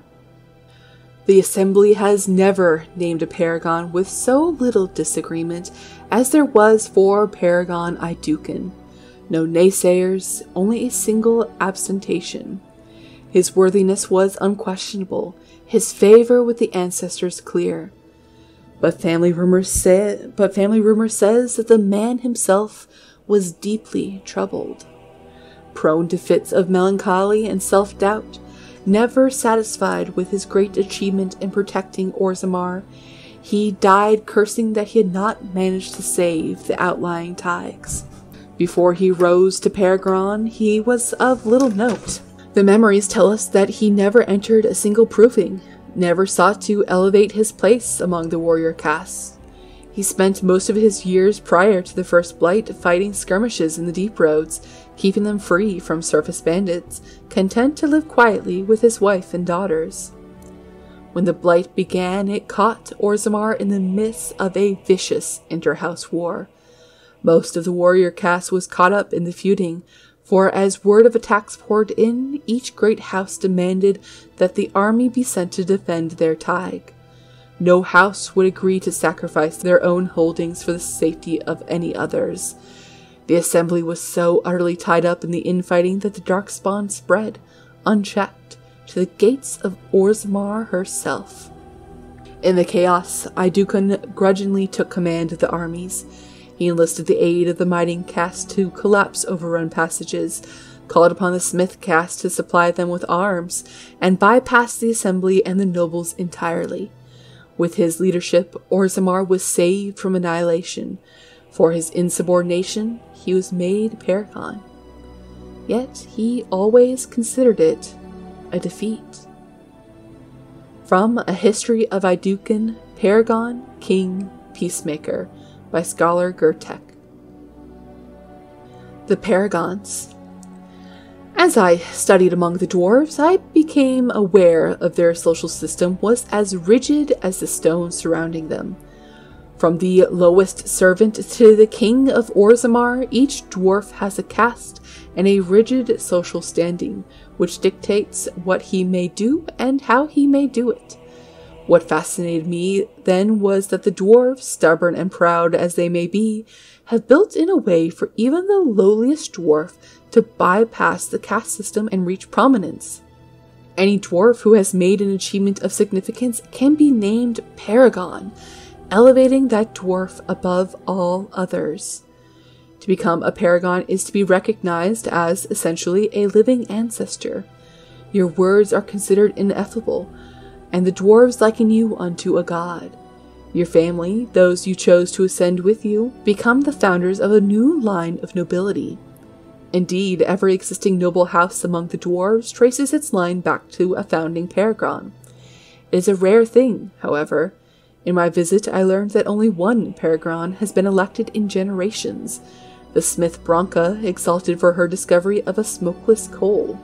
I met the paragon Bronca only once during my stay, and I consider it an odd occasion indeed. Surrounded by those of her house, this ill-tempered woman was draped in the finest clothing and jewelry, and was obviously revered even above the highest nobles, perhaps above even the king, yet she seemed to enjoy none of it. The burden of being a living legend is great, it appears. Statues of paragons are found throughout Orzammar, though nowhere so prominently than in the Hall of Heroes, through which one passes on entering from the surface. It is a breathtaking sight to behold, great works of stone all seeming to hold up the ceiling above. It is meant to impress upon visitors to Orzammar of all who have gone before, I think. It is also meant to remind dwarves going to the surface, and thus abandoning their brethren forever, of all they are leaving behind. From Stone Halls of the Dwarves by Brother Genitivi, Chantry Scholar. Orzammar Politics. As dangerous as it is to mistake a dwarf's caste, it is far more deadly to mistake his alliances among the noble houses of Orzammar. Everyone in the city is allied with someone, whether by blood or by word. The nobles do not engage directly in commerce themselves, as that is the domain of the merchant castes, but they do serve as patrons. They invest in shops or in artisans' works, and in turn reap a share of the profits as well as a measure of the credit. Merchants and warriors alike benefit from the service of a prestigious patron. The relative power of each house is ever-changing. It is usually safe to assume that whichever noble house holds the throne is at the top of the heap, but below that things grow into a tangled mess. Houses ally with one another by marriage. They earn rank and prestige when combatants loyal to them or from their own bloodlines win provings. They earn it when artisans they patronize become sought after or well regarded, or when the merchants they invest in become successful. The degrees of power that these achievements confer is so murky, even to the dwarves, that it isn't unusual for nobles to challenge each other to provings over whose smith forges better belt buckles or whose servant has the best manners. Nor is it out of the ordinary to find two merchants arguing over whose noble patron has won the most acclaim, for the rank of the patron is the rank of the client. Nowhere is this more apparent than in the assembly, where the dashers, representatives of each noble house, meet. Although the king technically rules Orzammar, kings are elected by the assembly, and so each king must work constantly to maintain the support of the dashers. Kings who prove unpopular find their heirs deemed unacceptable to inherit the throne. Power then passes to another house. From In the Pursuit of Knowledge, The Travels of a Chantry Scholar by Brother Genitivi. The Proving. Valos Atradam. In the 23rd year of the reign of King Ragnan Idukin, an old man of the servant caste was accused of stealing a sapphire ring from his employer, Lord Dace. The servant was stripped of his position, and he and his family thrown to the streets, and soon after, the servant died. The son of the disgraced servant challenged Lord Dace to a proving, declaring that his father had been a victim of a cruel injustice, and that ancestors would bear him witness. Lord Dace had no choice but to accept. On the sacred stone of the proving ground, the nobleman faced the servant boy. Lord Dace carried a sword crafted for his own hand and was clad in his great-grandfather's armor. The servant boy had neither armor nor weapon. When the battle began, the boy fought like a whole pack of angry deep-stalkers, flinging himself upon the startled lord, wrenching the sword from his hand and prying at his armor with his bare fingers. The boy knocked Lord Dace to the ground and beat him until the lord begged for mercy. The boy and his family were reinstated to their place in the Dace household, and the virtue of the boy's father was never questioned again. The ancestors had spoken, and no one would question their word. As told by Shaper Vortog. Dwarven Faith. If the warden is a dwarf. We are the children of the stone. She supports us, shelters us, offers us the most priceless gifts of the earth. The worthy return to her embrace in death, becoming ancestors. The unworthy are cast out, unable to rest, that their failings may not weaken the stone. So it has been since the earliest memories. We lived by the stone, guided by the ancestors, who spoke with the voice of the provings, and whose memories the Shaper-It keeps forever in lyrium. We do not accept the empty promises of heaven as the wild elves do, or vie for the favor of absent gods. Instead, we follow in the footsteps of our paragons, the greatest of our ancestors, warriors, craftsmen, leaders, the greatest examples of lives spent in service to our fellow dwarves.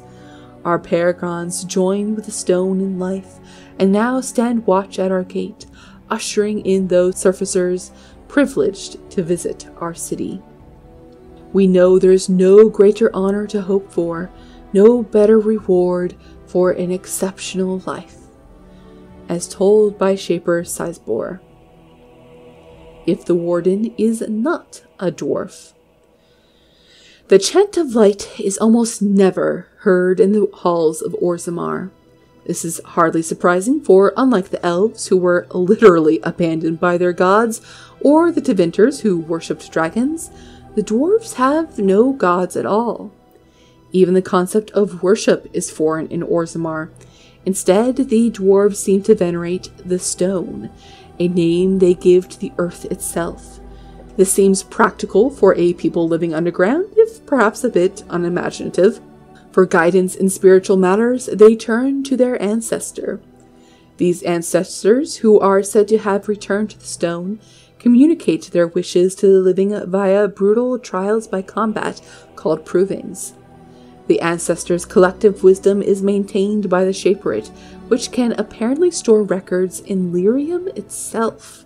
Set above the ancestors, above even kings, are the paragons, dwarves who have achieved such greatness that they are elevated almost to godhood.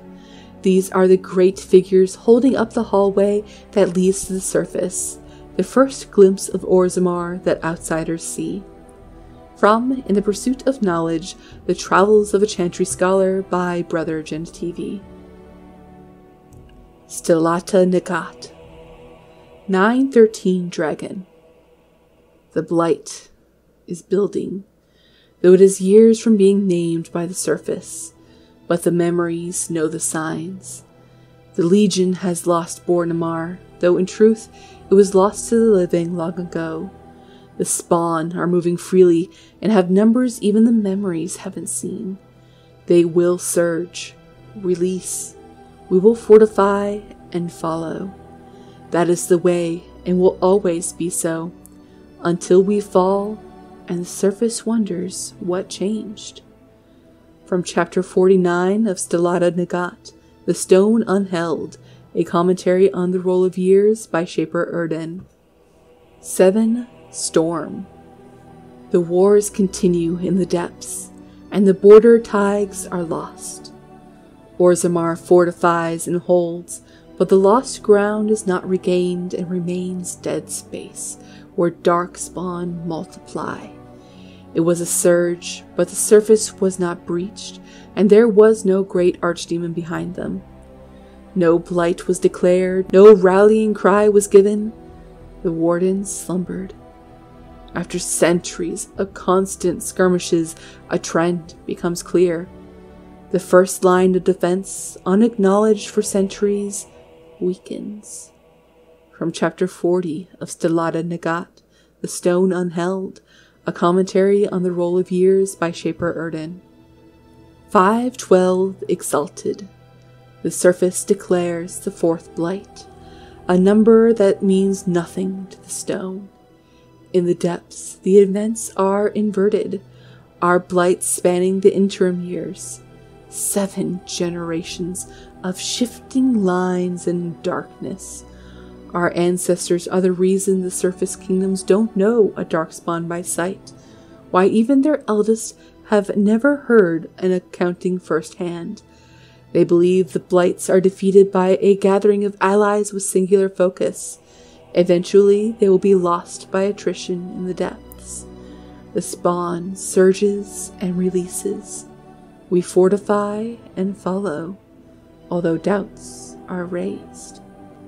From Chapter 27 of Stellata Nagat, The Stone Unheld, a commentary on the roll of years by Shaper Erden.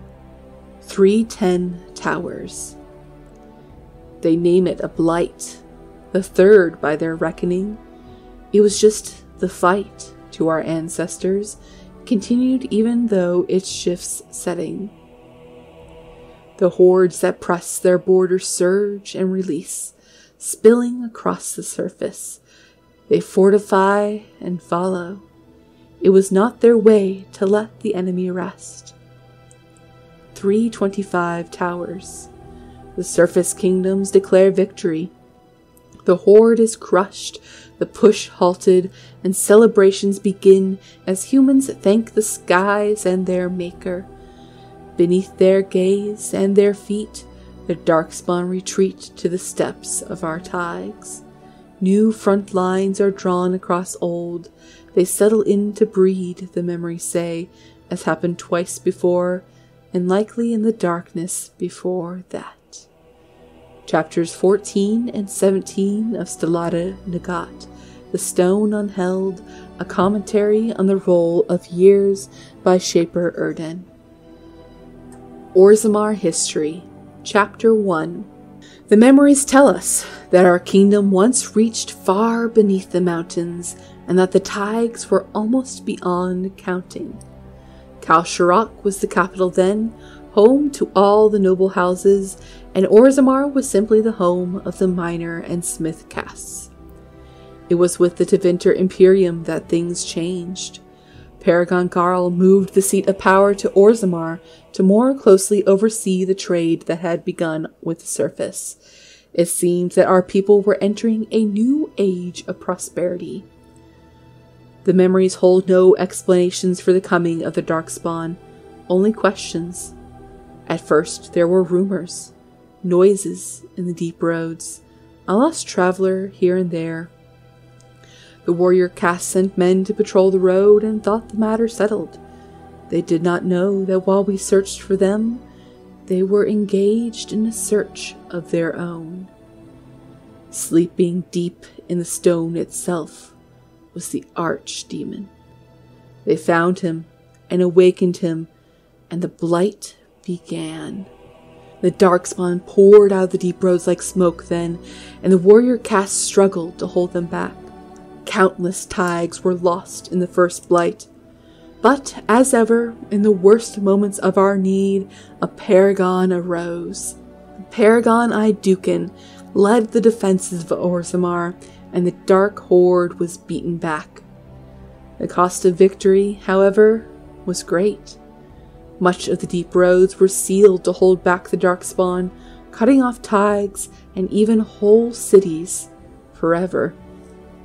Orzammar as a kingdom, as told by Shaper Sizebor.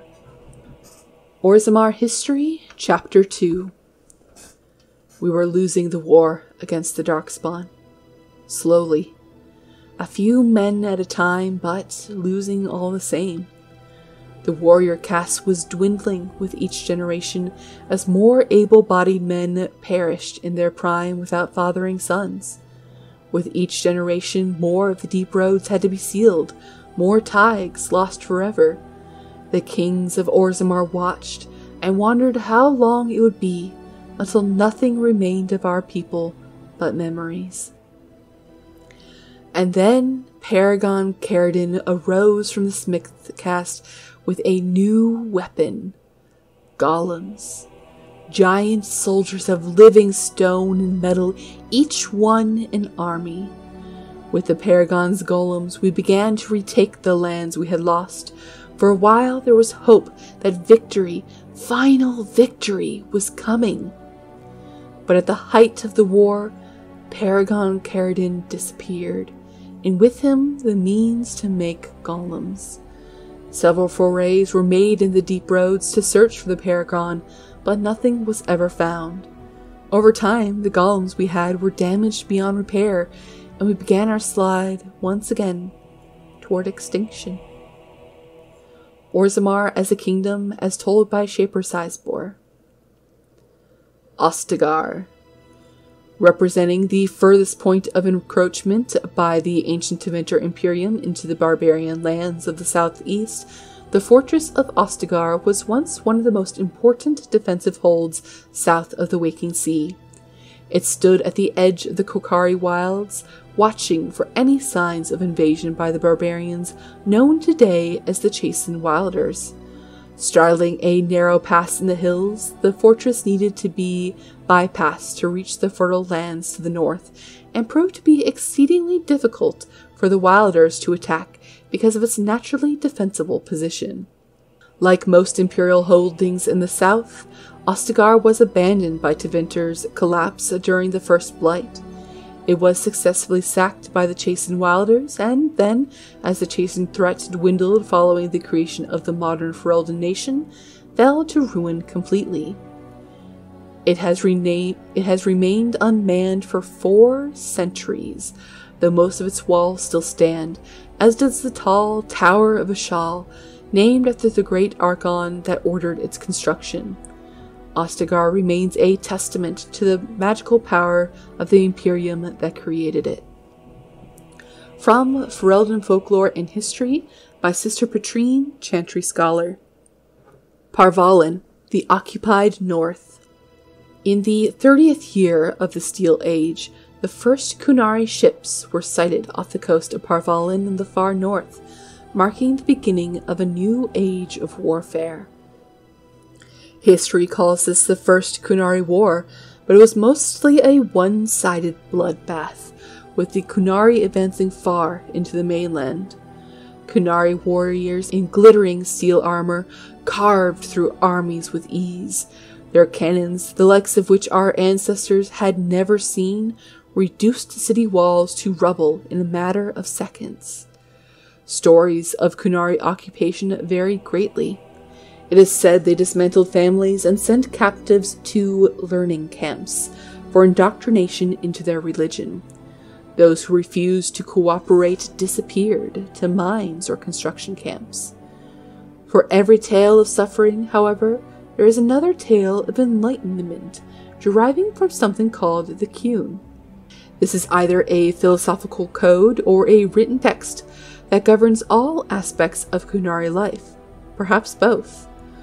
One converted Saharan reported pity for those who refused to embrace the Qun, as if the conquerors had led him to a sort of self-discovery. "For all my life I followed the Maker wherever his path led me," he wrote, "but in the Qun I have found the means to travel my own path." It has been said that the most complete way to wipe out a people is not with blades, but with books. Thankfully, a war that had repelled 4 blights would not easily bow to a foreign aggressor, and so the exalted marches began. The greatest advantage of the Chantry-led forces was the Circle of Magi. For all their technology, the Kunari harbored a great hatred for magic. Faced with cannons, the Chantry responded with lightning and balls of fire. The Kunari armies lacked the sheer numbers of humanity. So many were slain at Marnes Pel on both sides that the Vale is said to be permanently sundered, the ruins still plagued by restless corpses. But each year the Chantry pushed further and further into the Kunari lines, although local converts to the Qun proved difficult to return to Andraste's teachings. By the end of the Storm Age, the Kunari were truly pushed back. Ravain was the only human land that retained the Kunari religion after being freed, and its rulers attempted to barter a peace. Most human lands signed the Lomarin Accords, excepting the Tevinter Imperium. It is a shaky peace that lasts to this day. From The Exalted Marches, an examination of Chantry warfare by Sister Petrine, Chantry Scholar. The Kunari. Anyone who travels far enough to the north will eventually encounter a Kunari. White hair, bronze-skinned giants, a head taller than any man, with frighteningly calm demeanors and a sort of sparkling fire behind their eyes. For quite a long time, people believed that all Kunari were male, or that their men and women were simply indistinguishable. was not until the Blessed Age that diplomats from Ravain were allowed, however briefly, to visit Parvalin, and there they discovered that Kunari females do exist in abundance and are quite easily recognized. The Ravaini say that Kunari have a certain kindness to them, or at least a conspicuous lack of cruelty, although I do not observe the creatures closely enough to evaluate their character. From In Pursuit of Knowledge, The Travels of a Chantry Scholar by Brother Genitivi. Redcliffe. King Calenhad Theron once famously declared, "The fate of Redcliffe is the fate of all Ferelden." Certainly the castle is the first and last defense for the sole land route into Ferelden, and the country has never fallen to any force that did not first capture Redcliffe. The castle, which despite being 3 times captured, popularly described as unassailable, also guards one of the largest and most prosperous towns in Ferelden. Redcliffe village is well situated near the mountain pass to Orzammar and the Orlesian border, and so serves as a center of foreign trade. For these reasons, Redcliffe is accounted an Arling despite the smallness of its domain. The inhabitants of Redcliffe village are primarily fishermen or merchants who ship dwarven goods through the pass from Orlais to Denerim. When the entire village smells of smoked fish on certain late autumn mornings, the merchants in their finery do their utmost to pretend otherwise. From In the Pursuit of Knowledge, The Travels of a Chantry Scholar by Brother Genitivi. Ravain. Nowhere in my travels, not in the heart of the Imperium nor the streets of Orzammar, have I felt so much an outsider as in Ravain. The chant of light never truly reached the ears of these people. The years they spent under the thumb of the Kunari left most of the country zealous followers of the Qun. But resistance to the chant goes deeper than the Kunari War. The Ravaini refused to be parted from their seers, wise women who are in fact hedge mages, communicating with spirits and actually allowing themselves to become possessed. The chantry prohibition against such magical practices violates millennia of local tradition. From In Pursuit of Knowledge, The Travels of a Chantry Scholar by Brother Genitivi. The Tevinter Imperium.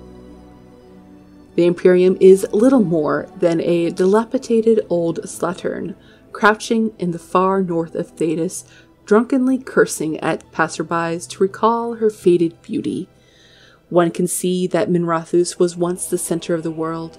The vestiges of her power and artistry yet stand, but they are buried in the layers of filth that the Imperium's decadence has accumulated over the ages.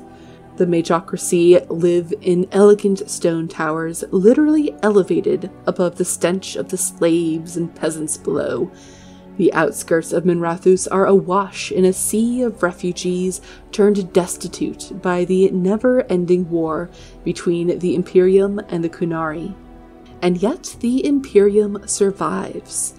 Whether with sword or magic, Tevinter remains a force to be reckoned with. Minrathous has been besieged by men, by Kunari, by Andraste herself, and never fallen. From In the Pursuit of Knowledge, The Travels of a Chantry Scholar by Brother Genitivi. Legend of the Juggernaut. The arm of the Imperium is long. Once it reached even this forest, in a time when the barbarian tribes of the Clane still ruled the land. The Tevinter magisters fought to take it from them, inch by inch if need be, using terrible magic. The Magister Harak brought an army to this forest, led by Alaric, his friend and general. For Alaric, Harak fashioned a suit of the finest armor, infused with lyrium and his own blood magic, and named it Juggernaut, after the unstoppable giant golems guarding the gates of Minrathous. Thus armed did Alaric win many victories against the Clane. When defeat came, it came from within. Alaric's own lieutenants rose up against him, jealous of the favor he had curried with the magisters and eager to take the juggernaut armor from him. Alaric was slain, and as each successor gained the armor, the other lieutenants turned against him instead. The Tevinter outpost fell to vicious infighting. In a fury, Magister Harrock voyaged to the outpost and slew the last 3 lieutenants. The Clane, however, were already approaching the outpost in force. The barbarian chieftain of the Clane desired the fabled armor himself, and even with all his power, Harrock could not hope to stand against them all. Instead, Harrock used the last of his life force to cast a spell of blood magic that bound demons to the bodies of the 3 dead lieutenants, as well as Harrock's own lifeless corpse. These bound revenants hid the pieces of the juggernaut armor, and although the barbarians sacked the outpost, the chieftain found neither the armor nor the revenants. The juggernaut's armor's legend lives on, and more than one brave soul has ventured into the depths of the Brazilian forest in search, never to return. From Ferelden Folklore and History by Sister Petrine, Chantry Scholar. Geography of Thedas.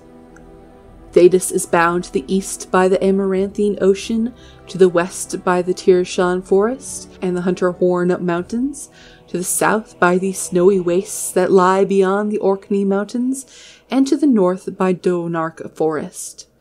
The word Thedas is Tevinter in origin, originally used to refer to lands that bordered the Imperium. As the Imperium lost its stranglehold on conquered nations, more and more lands became Thedas, until finally people applied the name to the entire continent. The northern part of Thedas is divided amongst the Anderfels, the Tevinter Imperium, Antiva, and Ravane, with the islands held by Qunari just off the coast.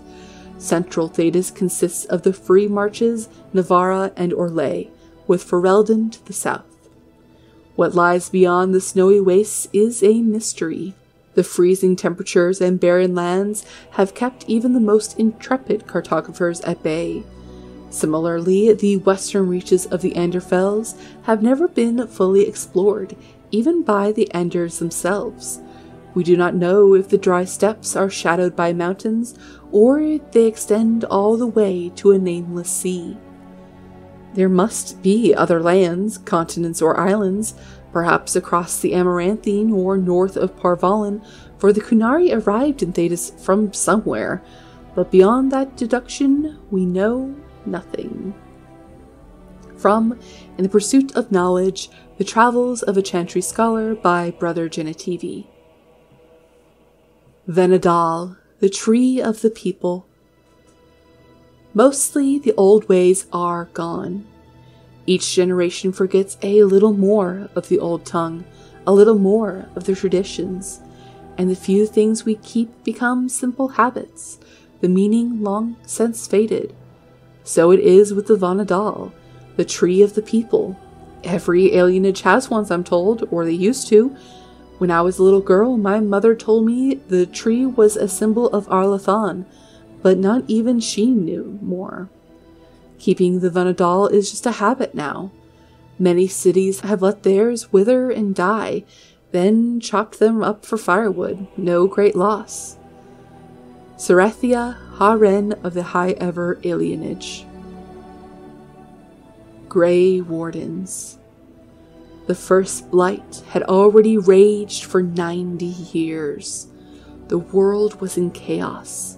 A god had risen, twisted and corrupted. The remaining gods of Tevinter were silent, withdrawn. What writing we have recovered from those times is filled with despair, for everyone believed, from the greatest archons to the lowliest slaves, that the world was coming to an end. At Weishaupt Fortress, in the desolate Anderfels, a meeting transpired. Soldiers of the Imperium, seasoned veterans who had known nothing their entire life except hopeless war, came together. When they left Weishaupt, they had renounced their oaths to the Imperium. They were soldiers no longer. They were the Grey Wardens. The Wardens began an aggressive campaign against the Blight, striking back against the Darkspawn, reclaiming lands given up for lost. The Blight was far from over, but their victories brought notice, and soon they received aid from every nation in Thedas. They grew in number as well as reputation. Finally, in the year 992 of the Tevinter Imperium, upon the Silent Plains, they met the Archdemon Dumat in battle. A third of all the armies of northern Thedas were lost to the fighting, but Dumat fell, and the Darkspawn fled back underground. Even that was not the end. The Imperium once revered 7 gods: Dumat, Zazakel, Toth, Andoril, Razakael, Lusakan, or Themiel. 4 have risen as archdemons. The Grey Wardens have kept watch through the ages, well aware that peace is fleeting, and that their war continues until the last of the dragon gods is gone. From Ferelden, Folklore and History, by Sister Patrine, Chantry Scholar. The Kokari Wilds. It is said that in the midst of the Black Age, when werewolves stalked the lands of Thedas in numbers that kept every farmholder indoors and a hound on every doorstep, a powerful Arl of the Alamari people stood and declared that he would put an end to the threat. His Arling stood on the border of the dark forest on the southern border of the Ferelden Valley, and he claimed that the werewolves used the forest to launch their midnight assaults on humanity. For 20 years, this Arl led his army of warriors and hounds deep into the forest. In his hunt for the werewolves, he slew not only every wolf he came upon, but also every member of the chastened wilder folk. Any one of them, he said, could harbor a demon inside and thus become a werewolf in disguise. For 20 years, the forest rang with screams, and the rivers ran red. The tales say that an old chastened woman found her sons all dead at the Arl's blade. She pulled one of those very blades from her son's heart and plunged it into her own chest, cursing the Arl's name as she did so. Where her blood touched the ground, a mist began to rise. It spread and spread until it was everywhere in the forest. The Arl's army became lost, and it is said that they died there. Others say they wander still.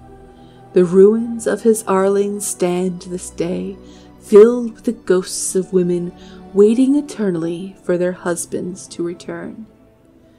The forest of the legend is, of course, the Kokari Wilds. There are as many legends about the great southern forest as there are shadows, or so the saying goes. The chastened wilder folk have made their home there since mankind first came to these lands, and the wildlands spread as far to the south as anyone has ventured. Beyond the mists are vast tracts of snow, white-capped mountains, and entire fields of ice. It is a land too cold for mankind to survive, yet the chastened eke out an existence even there, and they tell of horrors beyond the wilds that the lowland folk could not begin to comprehend. To most, Ferelden simply ends with the Kokari Wilds. There is nothing beyond. The wilds is a land of great trees, wet marshes, and dangerous monsters. What more need be said? From The Land of the Wilders by Mother Alis, Chantry Scholar 918 Dragon. Darkspawn. If the Warden is a dwarf. The surfacers claim that the first Darkspawn fell from heaven.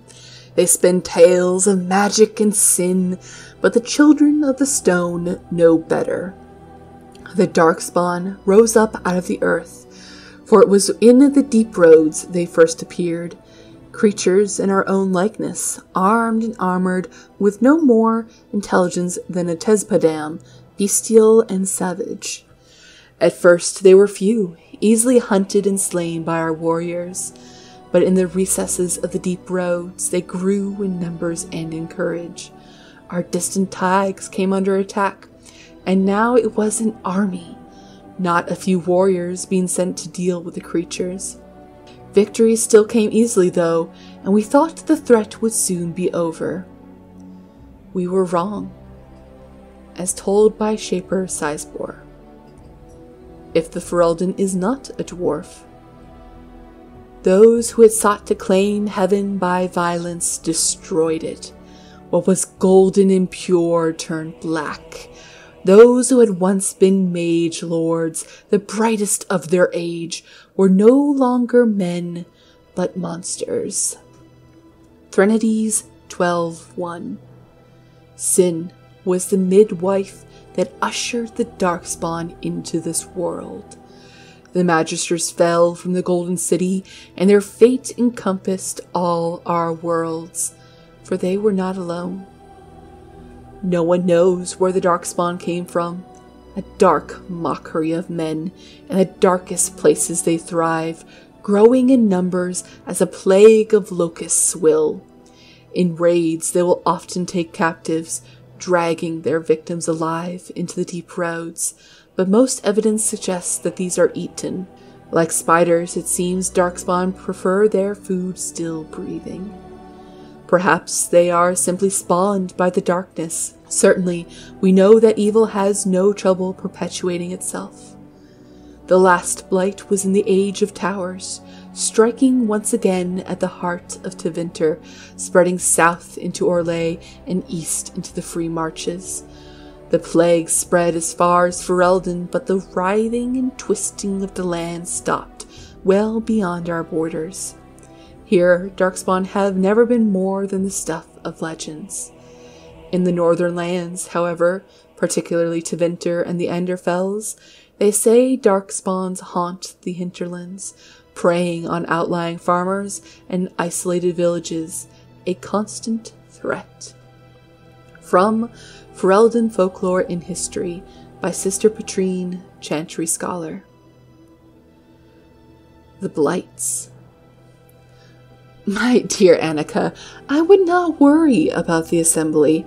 Let the nobles sit together and argue whose house owns the grandest tithes. It keeps them from panicking, which they would surely do otherwise, and it prevents them from making a greater nuisance of themselves. War is the business of warriors.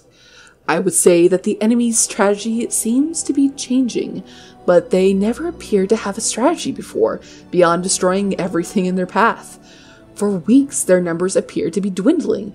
There was talk that perhaps we were getting close to wiping them out. We could not have been more wrong. For today, we came upon the body of their main force. I cannot give words to it, Annika. I've never before seen so much death in one place.